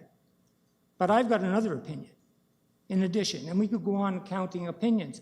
But in law, that does not matter. What matters is what Amber DeGavel said and what they judged. We chose them to make such decisions. They've rendered their report and their judgment. We need to get on with it. Just accept it wasn't done the way it should have been done. Get on with it and go ahead. So this is actually, I think, a compromise. It receives it, people can read it, there it is. But we shouldn't endorse it in any way because it doesn't have that status. Thank you. Deputy Mayor Turner, will you take the chair? Chair, and I recognize you. Thank you. I'm going to start with a question to staff. Is there any precedent for a city challenging a closed meeting investigation? Through your worship, I can advise that yes, it has happened on several occasions. I know of at least 6. Okay. So I think my first point is just to challenge the comment that was made earlier. This is not without precedent. In law, you can have more than one opinion. That's what we have here tonight. Receiving the report from Amber DeGavel and receiving this report are just acknowledging the fact that there are 2 radically different opinions about what's happened. Now, I'm going to confine my comments just to this motion to amend. We're receiving the report. I think it's clear when you read the report, it does have analysis and findings and conclusions that are contrary to the Amber DeGavel report. That I read as a statement of fact. And according to that report, it does reaffirm that the matter was authorized and executed in accordance with the provisions of the Municipal Act. So I guess I just interpret this very differently from Councillor McLaren and Councillor Hutchison. I don't read this as saying that one report is right and one is wrong. It's simply saying that there is a second opinion that disagrees with that report. And my feeling is that we should receive both of them as a matter of fact to indicate that. So in my view, this is not a value judgment. It's simply saying what's in this second report from Airden Burles. So the fact that we're receiving a report, if you don't agree with the Airden Burles report, then you should just vote against it. And we can separate those 2 clauses. I think that would be a better approach. So for that reason, I won't support the motion to amend. Thank you. The chair. Thank you. Wish to speak. Councillor Stroud. Thanks. Speak only to the amendment. To me, I've heard and I acknowledge everything that's been said so far. To me, the really important language in the recommendation as it stands is the word reaffirmation. And as Councillor Hutchison sort of was saying, reaffirmation that the matter was authorized and executed in accordance with the provisions of the Municipal Act. That's not just an opinion, like a contrasting legal opinion. That's basically saying it's a get out of jail free card. It's like that's basically saying, like the Aird and Barreless report is saying the Amberley Gavel report is wrong about the law. However, the Municipal Act itself only gives the ability to the Ombudsman to investigate closed meetings, and in this case, the agent of the Ombudsman, which is the Amberley Gavel. So Amberley Gavel, and this is sort of along the lines of what my two colleagues over here were saying, the Amberley Gavel report is the official report that we hired Amberley Gavel as a city, and they've made the report, and nothing that we do after that can actually take away from that report and what its findings were. And the contrasting report acknowledges that there's no consequence except what we vote ourselves to do. So, and that's in the Municipal Act as well. So basically, the reaffirmation, like that point about the law that's in the second report, is if we leave that language in, we are agreeing with the second report that the law, it is not clear that the law says that what we must do. And that's where it's not a matter of opinion. It's the report from the Ombudsman. I went through an Integrity Commissioner report, some of my colleagues did as well, investigation and report. There were people in my district that didn't agree at all with what was said in that report. What did I do? I did the honorable thing. I stood up and apologized for the harm that I'd caused that person, which was what sparked the complaint. That's what needs to happen here. The person that made the complaint needs to be acknowledged. We have an avenue for that through the Ombudsman's report. There are no consequences except what we impose on ourselves. What I suggest is that we should apologize collectively. And as far as the reaffirmation, we can't leave that in the recommendation because that essentially says we're kind of two minds and we kind of half-heartedly agree with the report. That's not what you do in an apology. The one thing I took from the investigator who spoke to me, the Integrity Commissioner, she said, if you do make an apology, Councillor Stroud, it needs to be sincere and unconditional. Unconditional. That's also, all sincere apologies are unconditional. Did I hurt you? I'm sorry. I'm sorry for hurting you. That's it. You don't give an explanation for why you hurt them. You don't try to give mitigating circumstances when you apologize sincerely. You just say you're sorry. And if we leave reaffirmation in, we're not sincere in our apology. And that's what I believe we need to do with the rest of the motion. So I will support the amendment. Thank you. Thank you. Is there anybody else that wishes to speak to the amendment only? Oh, yes. Councillor George and then Councillor Bowman. Thank you, Your Worship, and through you, clarity for myself. In the first report from the Ombudsman, was it actually considered a ruling as opposed to just an opinion? If I could ask that of staff. Ms. Nicholson? Through you, Your Worship, I'm going to defer this one to Mr. Mascarin, who is with me this evening, but and he can clarify further than myself. Thank you. Point of order. Point of order. Is a staff allowed to participate in this discussion under the rules of order? So if Mr. Mascarin is acting as an agent of staff, then I would say yes. It's a question of staff. Mr. Mascarin, you can answer the question. Thank you, Mr. Mayor. George, it's an opinion. That's what the Municipal Act specifies. The closed meeting investigator provides a report which states his opinion. Okay, so it's not actually a ruling, because I'm looking at that if it was a ruling, similar to if the mayor was to rule me out of order, I may have the opinion that I'm not in fact out of order. However, he made a ruling and I have to stick by it. So now we have two conflicting opinions, and I tend to agree with what Councillor Stroud just said, and I'm going to make it short and sweet, and I will support the amendment. Thank you. Councillor Bowman. Thank you, Your Worship. And this is definitely a tough one, and it actually takes me back when it comes to the amendment to do this, just quickly to ask staff, what does that actually change, really, in the grand scheme of things, that wording?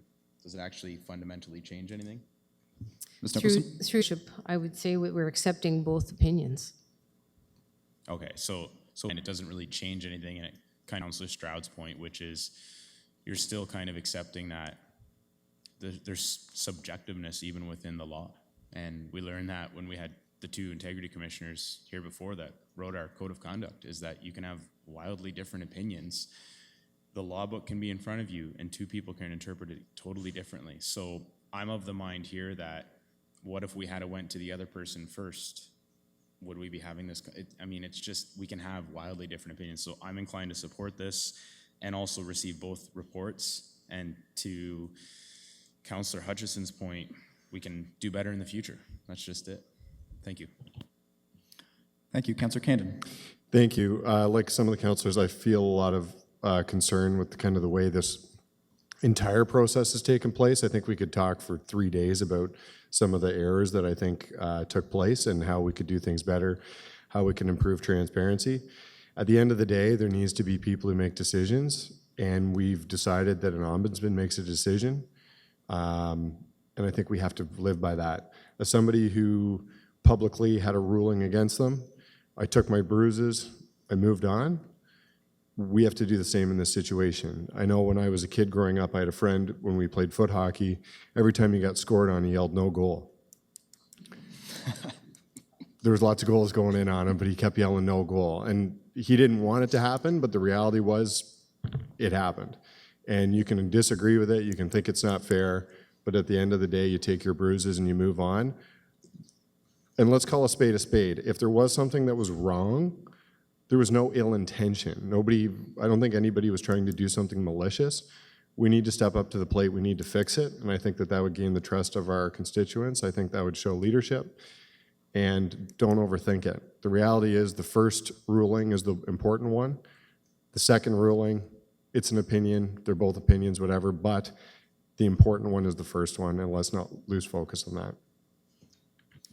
Thank you. So we'll vote then on the motion to amend only, please.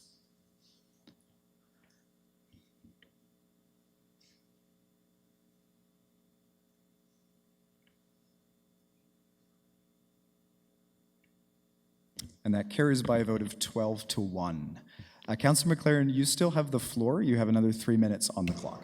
I think I'm satisfied. Okay, thank you. Is there anybody else that wishes to speak? Councillor Neal. Thank you. And support the amended motion. I'm happy for the amendment as clarification. Just in case people aren't aware of the process, there was through the ombudsman, and staff can correct me if anything that I say isn't accurate, through the ombudsman, there was a formal complaint made.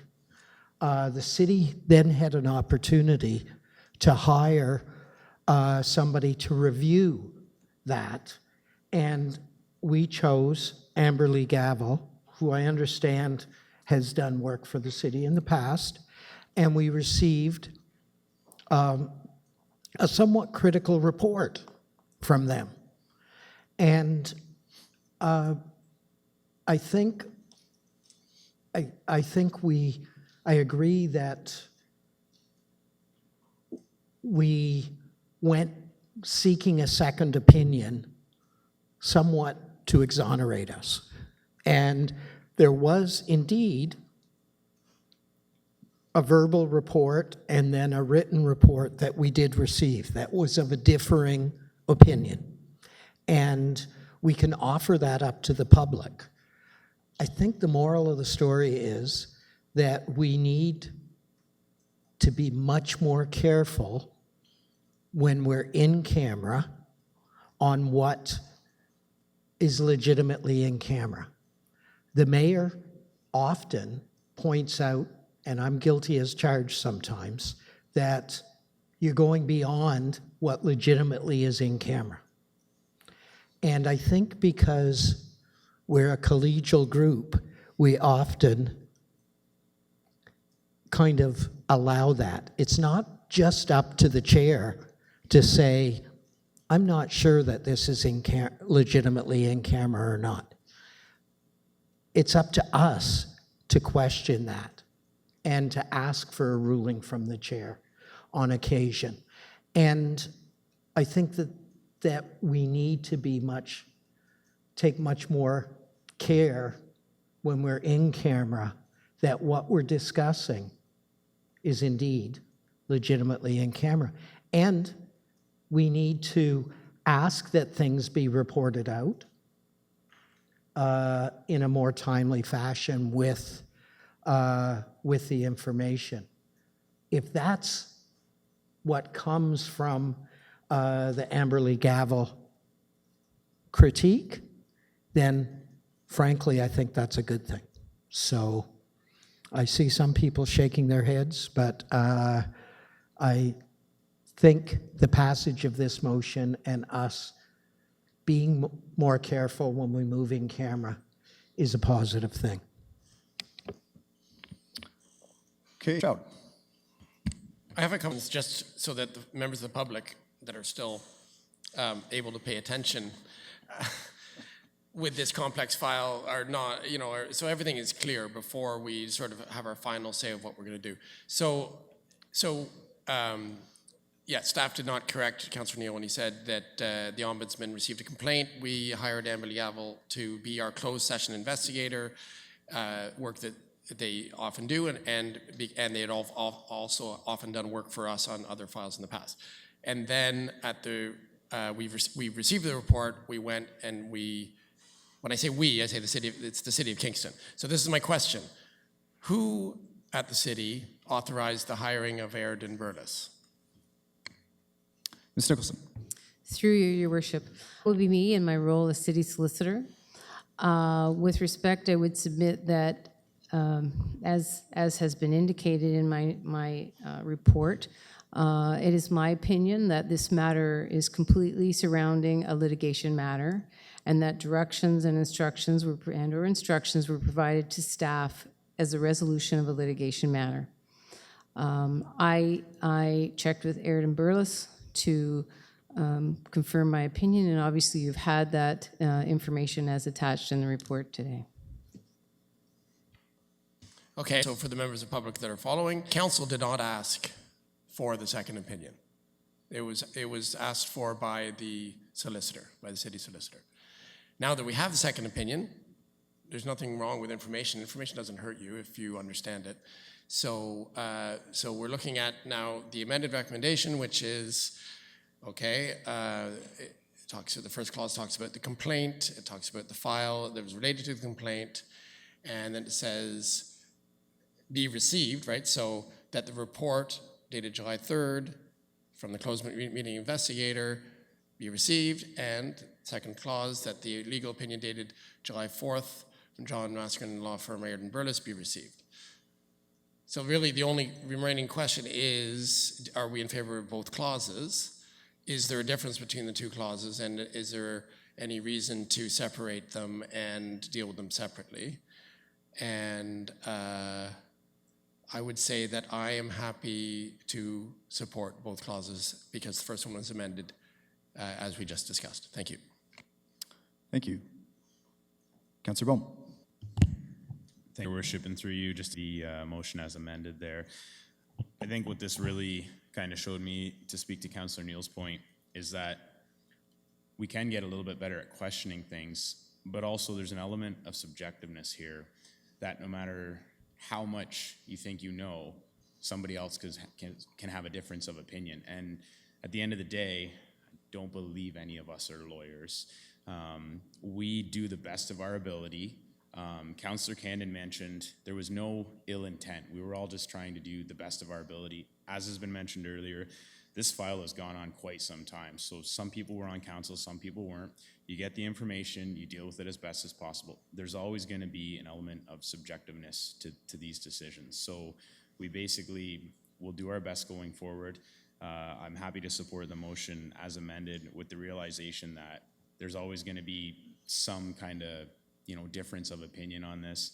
I'm sure once people read both reports, it'll generate more questions. But the main thing we have to do is basically accept them and move forward and try to do better in the future. Thank you. Thank you. Candon. Thank you. Just wondering, the second opinion given by Airden Burles, They seem to be retained by Kingston City Council at this particular moment. Is that going to continue in the future on this particular file? And could council put a stop to that until otherwise given notice, seeing as how we didn't approve the recommendation in the first place? Ms. Nicholson? Through your worship, as city solicitor, I have the ability to retain outside legal counsel to support the business of the city. I retained the firm as previously questioned, and the firm does work periodically as required, providing additional specialized legal expertise. And on this particular file, I would presume that we are complete. The opinion's been provided. I see nothing else going forward on this particular matter. Okay, thank you. And so if that is the case, we have two legal opinions. Why do we only have one legal opinion here today? Ms. Nicholson? Through your worship, I clarify that the Amberley Gavel report is not a legal opinion. The reference was that the writer was a lawyer, and I just want to clarify that Mr. Belchamber is not. So I believe there may be a lawyer in the company, but I don't know whether they've actually written the report. So I would just clarify that we have a closed meeting investigation report and we have a legal opinion. Okay, so I'll re-question, why is Amberley Gavel not clearly gave an opinion as the ombudsman? And so maybe I reworded it incorrect. I worded my question incorrectly. Well, why is Amberley Gavel not here? Ms. Nicholson? Through your worship, we know information from Amberley Gavel indicating that they wanted to appear. I presume that they could have requested to be a delegation if they had wanted to, but they submitted their final report, and that was the last communication that we had. Thank you. Deputy Mayor Turner, will you take the chair? I take the chair. Recognize you. Thank you. So I'm just going to add comments of everybody around the table. This has been a very strange file from the beginning, so it's not a surprise to me that it would end in this way. It ends in great confusion, and we have one closed meeting investigator that says one thing and another closed meeting investigator that says something totally different. What do we do with that? So to add to the comments about how we need to improve our processes and we need to do better, I wholeheartedly agree with that. I think the process piece that most intrigues me is there a way that we can be more proactive so that we can somehow get an opinion from the closed meeting investigator in advance so that we're not confronted with the situation where suddenly we have these divergent opinions. So how do we manage this sort of situation? At the end of the day, I think I would add to the comments about how there may not be any ill intent, so you're looking for that guidance. So how do we get that guidance ahead of time? And I say that because that was exactly the same conversation we had when we talked about the Integrity Commissioner. About now we have a process where, as members of council, we can go to the Integrity Commissioner beforehand and get that advice to try to proactively head off the kind of situation that we might be facing now. So that would be my comment, but again, I look forward to improving those processes again. As I said earlier, my view is that we are receiving both reports, again, just indicating that there are two very different opinions on this file. So thank you very much. And I return the chair. Councillor Hutchison. Your Worship, I hate to break up the party, but I don't think this is over with. And the reason is that we are charged with doing something. We are charged with making things better, as we talked about over here. But more importantly, well, not more importantly, but in that vein, it should be noted that in the Municipal Act, it indicates that if a municipality receives a report that a meeting appears to have been closed to the public contrary to Section 239, the municipality shall pass a resolution stating how it intends to address the report. That's shall. We have to do it. Okay? I do not see any such resolution before us tonight. In short, we have to do better. And in that line, for that reason, Councillor McLaren and I will introduce a motion that will make suggestions about how we as a council may begin to improve our proceedings. And that'll come up under notices of motion. And I have to say that this is one of the most difficult and disappointing files I've dealt with as a councillor. The way it's been handled and the substance. And I think the public, it's gone on so long, the public has lost track of it. And I just think that it hasn't been dealt well at all. Just so the public knows, this issue is important because it involves the eventual expenditure by the city of $850,000 plus HST, about $905,000 with municipal HST rebates, for land through a resolution passed in camera, that's away from public view, on April 21st, 2015. That's after like years before that came forward. That is without the public knowing. There was, of course, no public debate and no public vote. When the resolution was brought forward to be legislatively concluded 2 years later, on April 18, 2017, the deal had been already finalized. Councilors were bound by in-camera confidentiality from discussing the details, and consequently, there was little to no public debate. I believe one councillor made one sentence. When the public vote to approve the purchase was taken, it lost on a 6-6 tie. That being the case, what we did was illegal. And the motions, as Amber Gavley pointed out, have no force. So in that regard, after that April 18, 2017 meeting, I went to the city solicitor and the clerk, and I explained that I didn't think they should advise the mayor to sign those checks, or check, because it was illegal. We barreled on and did it anyway, apparently, or it was already done, I don't know. So I think the public needs to know that, and so as it's suggested, we need to apologize as a group, okay? And get on with it and actually do something to clarify our procedures and how we are going to handle these things. And so if we do that, and we deal with it properly, then, you know, at least we'll have made up some ground. Thank you. Thank you. Councillor George. Yes, thank you, and through your work.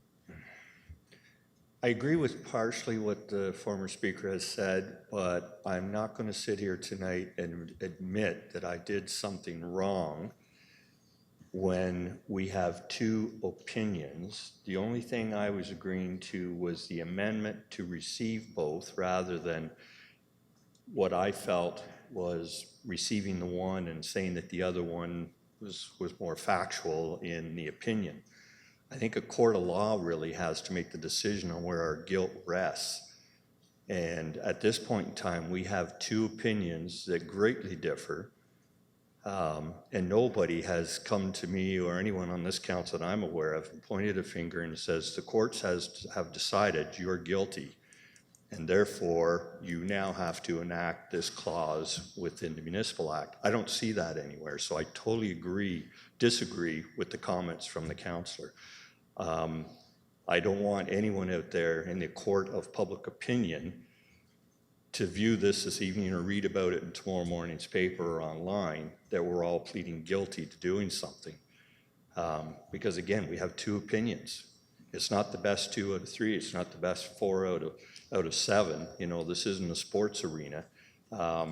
So I don't want to leave here tonight with everyone thinking that I'm guilty. I don't know about the rest of you, but that's the way I feel, because there are two opinions that greatly differ, and I think I'd have to stand before a court in the courthouse and have a judge make a ruling as to whether I'm guilty or not guilty of having done something against the Municipal Act. So I just want to make that clear. That's where I stand. I don't agree with the former speaker if he wants to plead guilty, that's fine, but I have two opinions that say I am and I'm not, and right now I'm going to sit on the until proven guilty, I'm innocent. But I do agree that if the way it's been handled throughout the years, it probably has not been the best process that this council and the previous council should have used and or dealt with this situation. But we're here today and we have to face up to the fact that something went wrong along the lines, and now's the time to correct that if in fact we are in error. So I'll leave it at that. Thank you, Your Worship. Thank you. Is there anybody else that was not already spoken? Okay, so we will call the vote then on Clause 1. Please vote.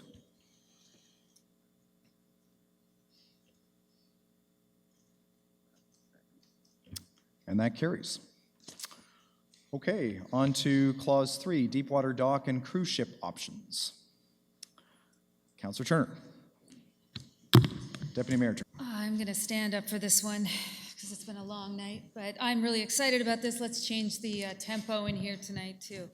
Deepwater Dock, I am so pleased to see this report come to us, and I'm so pleased to see the city moving ahead with this, and hopefully this will get passed and go forward.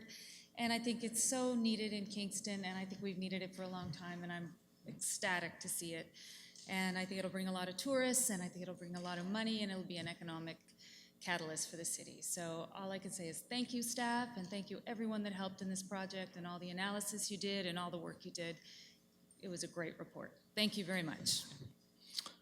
Thank you. Councillor Strout. Thank you, Your Worship. I'm also excited about the idea. I think the idea is great, and I think a lot of people can get behind it. I do have a question, and it may not be answerable, but I can ask it anyway. So we've got the cost quantified to do the dredging to make the docking possible, and this is like a possibility we haven't had before, so that's what makes it so exciting, to get these big ships into downtown Kingston. There's a cost, and I see that as an investment. It's an investment in the economic health of our city, I guess you could say, in very simplistic terms, especially on the touristic side. So is there any way we can quantify return on the investment? In other words, is there any way we can directly recoup any of the dredging cost through service agreements or whatever? Is there any way to do that to compare? Like, do we have an idea of a time frame of what we're likely, like a range of years of how long it will take to recoup the investment for the dredging? This would just put the more fiscally conscious people in the community at ease if we had an idea of how we were going to recoup some of this money. And in what way? It doesn't have to be numbers maybe, but examples for the public of how we would recoup that investment. Commissioner Hurdle. Thank you, and through you. So I do have a few comments on that. The first one is that the funding is coming from the Environment Reserve Fund, so it's not something that's going to have an impact in terms of the taxation. The second comment would be that in terms of numbers of passengers or visitors, if you wish, if you look at page 5 of 12, you will see that already with the efforts that we've made so far, we're projecting basically doubling the number of passengers coming to Kingston over the next year or so based on 2017 numbers. The report also provides a number of other cruise ships that are currently going through the Great Lakes and that are not necessarily stopping in Kingston. And the primary reason for that is because of the depth of the water that's required that we don't have. So that gives you an idea of the options in terms of the market that's out there that we're currently not able to tap into. So that number will continue to increase, and especially with additional marketing efforts. The other comment that I would like to add to that is Council recently approved the municipal accommodation tax, and Council might remember that part of those funds were to look at product development. And I know there have been discussions about how a deep water dock could be a product development that obviously brings more tourists to the city. So that's another source of funding that could be considered in the long term as we have this, this fund established. Okay, I think the first thing you said was that the Environmental Reserve Fund is paying for the dredging, and you could actually turn my question around and say, well, actually, it's not really an investment. It's more like an investment in the economic health of the downtown. It's actually more an investment in the environment, in the sense that we're cleaning up this contaminated silt and material that's sort of sifted into that area, filled in that berth. So it's like putting a new roof on your house. You have to do it eventually anyways. So the Environmental Reserve Fund is not taxpayer money.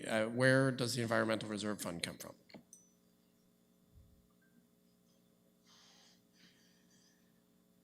Ms. Kennedy. Through you, Mr. Mayor. So the majority of the funding that's going into the Environmental Reserve Fund is coming from the Brownfields program.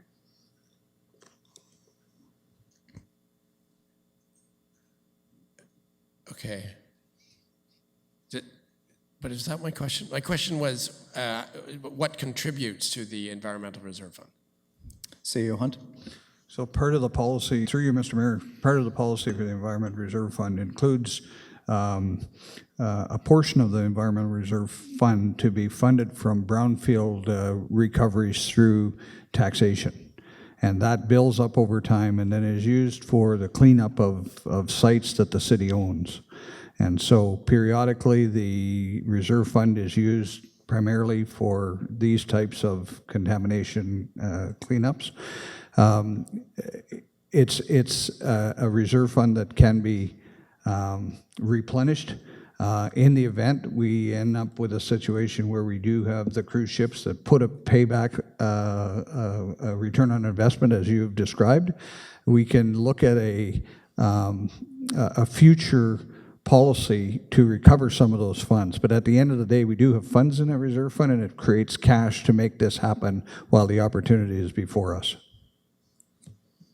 Okay, so if I understand your explanation, we've got the money now, we can use it to do the dredging, and then we can charge docking fees or recovery fees, similar to the way we charge development charges, to replenish the Environmental Reserve Fund, or sort of pay for the dock that you're using kind of to the ships, I guess is I guess what I heard there.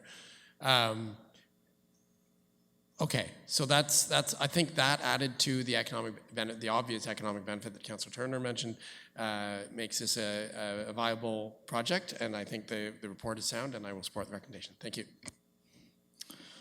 Thank you. Next on my list is Councillor Neal. My question was addressed. Thank you. Okay, thank you. Councillor Bull. Thank you, Your Worship, and through you. Basically, I can remember actually speaking with Councillor Turner about this when we first got elected about 4 years ago, so I'm thrilled to actually see this on the agenda. Everybody that knows Kingston's history knows we were a Great Lakes port. It's basically tied to why we were the first capital. Happy to support this, makes great economic sense, and when you look at the overall strategy as far as basically accessing Kingston, you can access it by, walking, biking, all the trails, planes, we're expanding the airport, trains are coming, automobile, and cruise ships now. So this just makes sense from a grand strategy to actually spend this money. It's going to increase the economic vitality. It's going to increase tourism. It's basically investing in our future. It's actually exciting to see this come kind of right at the end of this term, because it's something that I think was identified as something we needed to do. So to actually have this kind of come to fruition right at the very, very end is very encouraging. Thank you. Thank you. Deputy Mayor Turner, will you take the chair? I chair and I recognize you. Thank you. I wanted to say that on August the 1st, I've been invited aboard a cruise ship that's coming to Kingston. It's the Victory 2. It's a fairly large ship, well over 300 passengers, that's going to be sailing and stopping in Kingston, but it's going to have to anchor out in the water because there is no place that we can put it ashore. So I think they have a fireboat or something that's going to take me out, and so I'm going to go and I'm going to greet the guests and the captain. And one of the messages that I want to be able to convey is that we are building the infrastructure to be able to bring ships like you right into our city so that everyone can come out and come aboard and be able to take in the great sights and sounds and tastes of downtown Kingston. So I think that this really is an opportunity to do two things. Number one, for us to be able to tap in this growing market of larger cruise ships that we currently cannot accommodate. And then number two, to be able to revitalize a part of the waterfront that I have long thought is vastly underused and underdeveloped. And we have this unique window of opportunity where we have the Ministry of Transportation moving ahead with this plan to expand and redo the ferry terminal. What an incredible opportunity to completely redo that piece of waterfront. It fits so well into our waterfront master plan. So I just read this. To me, it's just a tremendous opportunity and something we really need to seize the moment on. So again, happy to support it. Thank you. I thank Mr. Mayor, and I return the chair. Thank you. Next on my list is Councillor Osterhoff. Thank you, Mayor. To share your and all our excitement that this project is going on, and it's like we just said, it's a completion of many different ways to increase business in downtown and our tourism. I just want to clarify. Did I hear then that we are intending to replenish the fund then? Is that something that we can expect, or is it something you could choose to do? And I'm hopeful that we can be intentional about that, and I'm sure that taxpayers would be encouraged by that. Is that something that we can do in some way? So through your worship, financial strategy are planned add momentum on the introduction of certain infrastructure and certain return on investment analysis. We would look to make these revisions as part of future capital budgets when we look at the funding streams and look at where some of, I'm going to call it like seed money, comes from to make these things happen. At this point in time, the description that I used was to give credence to the fact that, as Councillor Stroud indicated, there should be an ability to determine a return on investment as these things begin to occur.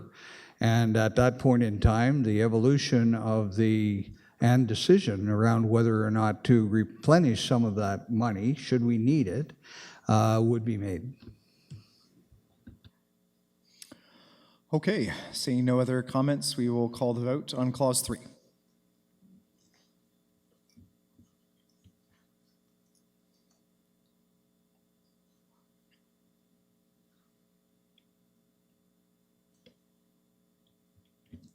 And that carries. Okay, moving on to report number 66 from Planning Committee. I'm happy to submit number 66 from the Planning Committee. Thank you.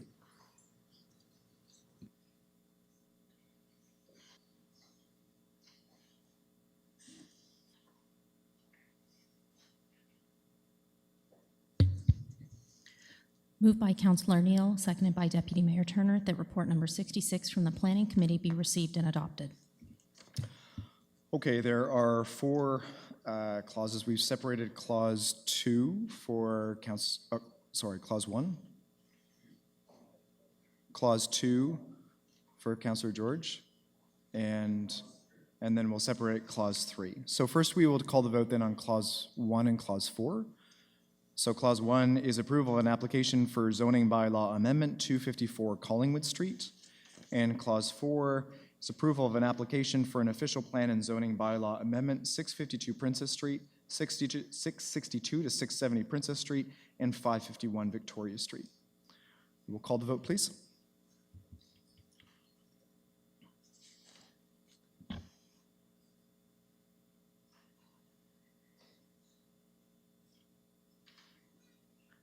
And that carries.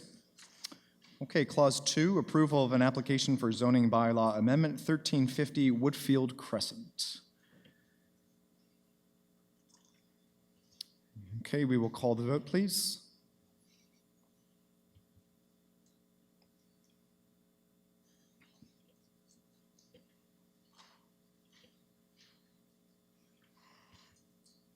And that carries. Okay, Clause 3, application for a zoning bylaw amendment, 1821 Burbrook Road. Councillor Osterhoff. At this time, I'm going to request a motion to defer this Clause 3 on Report 66 for the application for a zoning bylaw amendment on 1821 Burbrook Road. And I believe Okay, that so a motion to defer to when, Councillor? to the next council. To the next council Yes, meeting? yes. So it's moved by Councillor Osterhoff, seconded by Councillor Neal. Any discussion with respect to time or place? I think I just have a question for staff. Is there any concerns or implications about deferring this for what would essentially be a month? I can explain it. So. Ms. Agnew? And through you, Your Worship, this application has already exceeded the timeframes related to an LPAT appeal, so an additional month isn't going to have an impact. Okay, so seeing no other discussion, then we will call the vote then on the motion to defer. Please vote.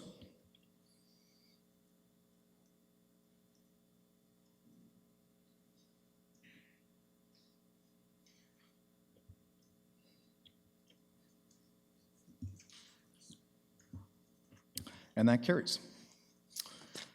Okay, report number 67 from Heritage Kingston. I rise to present report number 67 from Heritage Kingston, moved by myself and seconded by Councillor Schell for Council's consideration.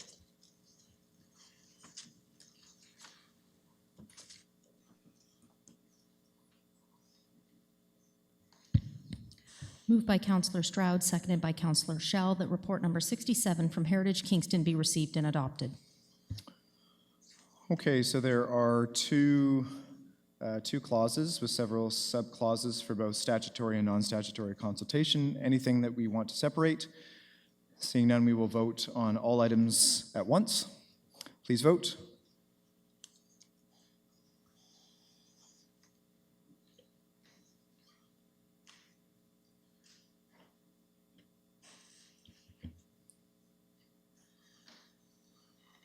And that carries. Okay, nothing from Committee of the Whole this evening. We have several information reports. If you have a question, just raise your hand. Number 1, renovations to Murney and Shoal Towers by Parks Canada. Number 2, update TET Center for Creativity and Learning 2017 report to the City of Kingston. Number 3, tender and contract awards subject to the established criteria for delegation of authority for the month of May 2018. We have no information reports to members of council. We have no miscellaneous business. We have one new motion, moved by Councillor Neal, seconded by Councillor Osanek. Whereas Podium Developments has requested an official plan and zoning bylaw amendment and planning approval for property municipally known as 575 to 611 Princess Street and 510 Frontenac Street. And whereas the delegation of authority bylaw allows for council to bump up site plan control applications to Planning Committee, therefore, be it resolved that the site plan control application from Podium Developments for the property municipally known as 575 to 611 Princess Street and 510 Frontenac Street, outlined in report number PC 18041, be bumped up to the Planning Committee. Councillor Neal. I want to thank my seconder. This is a fairly complex file, and when this came through, indeed, it was passed unanimously at planning. But there were a number of questions in regards to site plan, and given the complexity, both our planning staff and the developer, I mentioned to them that I would be requesting this bump up in order for the public to have an opportunity to see the proposal when it comes forward. So, thank you. Thank you. Is there anybody else that we...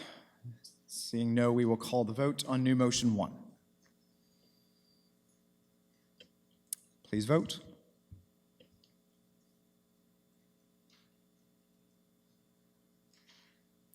And that carries.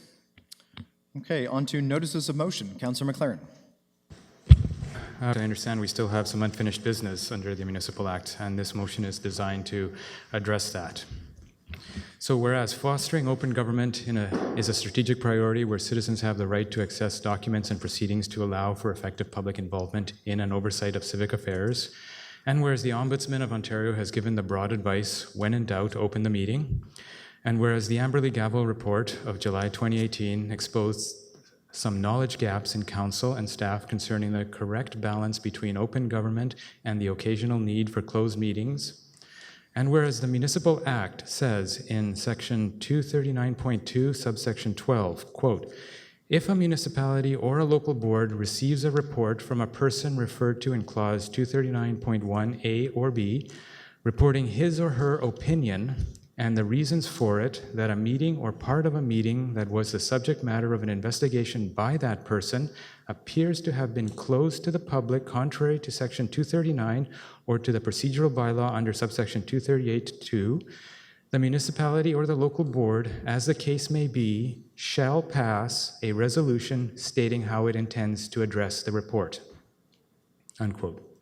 Therefore, be it resolved that Council will address the report by directing staff to return to Administrative Policies Committee in the first quarter of 2019 with new recommendations and guidelines that meet or improve on the recommendations of the Ombudsman Sunshine Law Handbook for closed meetings, including but not limited to the following. 1. An educational component for the new council with correct knowledge to prevent errors of what should and should not be in a closed meeting that have occurred in the past from being repeated in the future, and that include, at a minimum, A, correct, clear, and useful definitions and examples of the legal importance and relationship between motions, resolutions, and votes to confirmation bylaws. B, correct, clear, and useful definitions and examples distinguishing between a procedural matter, giving direction to staff, and making a substantive decision in a closed meeting. C, a finer distinction between what is allowed to be in camera and what should be done in camera, such that even though legislation allows for a closed meeting, it may not be necessary to have a closed meeting where the ostensive reason for a closed meeting does not exist and/or where no harm would be incurred by the city if the meeting were to be in open session. And 2, recommendations to make confirmation bylaws more precise, explicit, and open. And 3, recommendations for a more thorough and more accountable audio and video recording policy for votes and deliberations in closed meetings. And 4, recommendations for releasing of closed meeting material, votes, and deliberations after an appropriate time. Thank you. Okay, thank you. Any other notices of motion? Okay, seeing none. Mr. Clerk, ask for minutes, please. Moved by Councillor McLaren, seconded by Councillor Hutchison, that the minutes of City Council meeting number 2018-26 held Tuesday, June 26, 2018 be confirmed.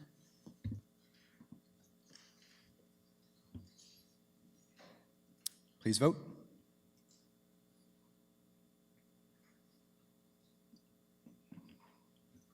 And that carries. That's some tabling of documents and a number of communications. Is there any other business? Mr. Clerk, ask for bylaws, please. Councillor George, you're excused for the first 2 bylaw votes, please.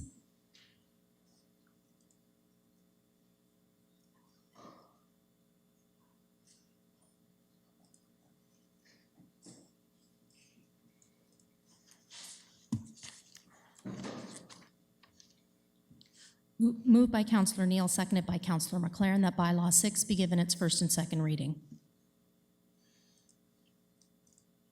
Please vote.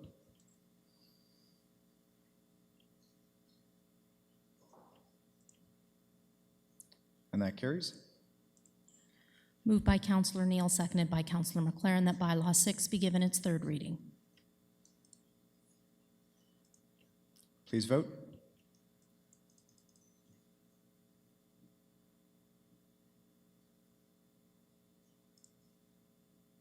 And that carries.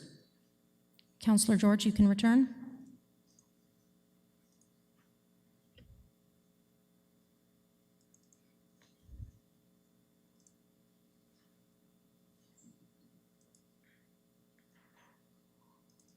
As we continue on with the next bylaw votes, I would just note to council that bylaw 7 has been withdrawn. Moved by Councillor Neal, seconded by Councillor McLaren, that bylaws 1, 4, 5, and 8 through 12 be given their first and second reading. Please vote.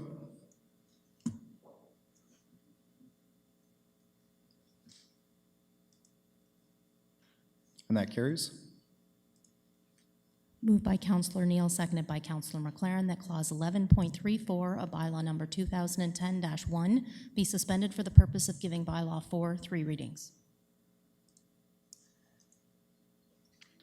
Please vote.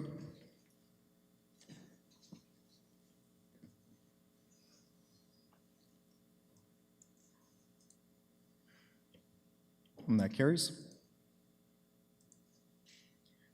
Moved by Councillor Neal, seconded by Councillor McLaren, that bylaws 2 through 5 and 8 through 12 be given their third reading. Please vote.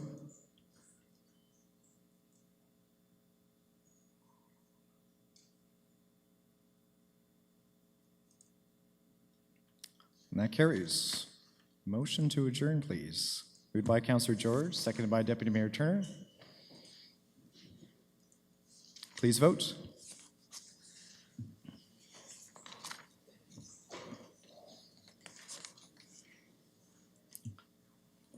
And we are adjourned. Thank you very much.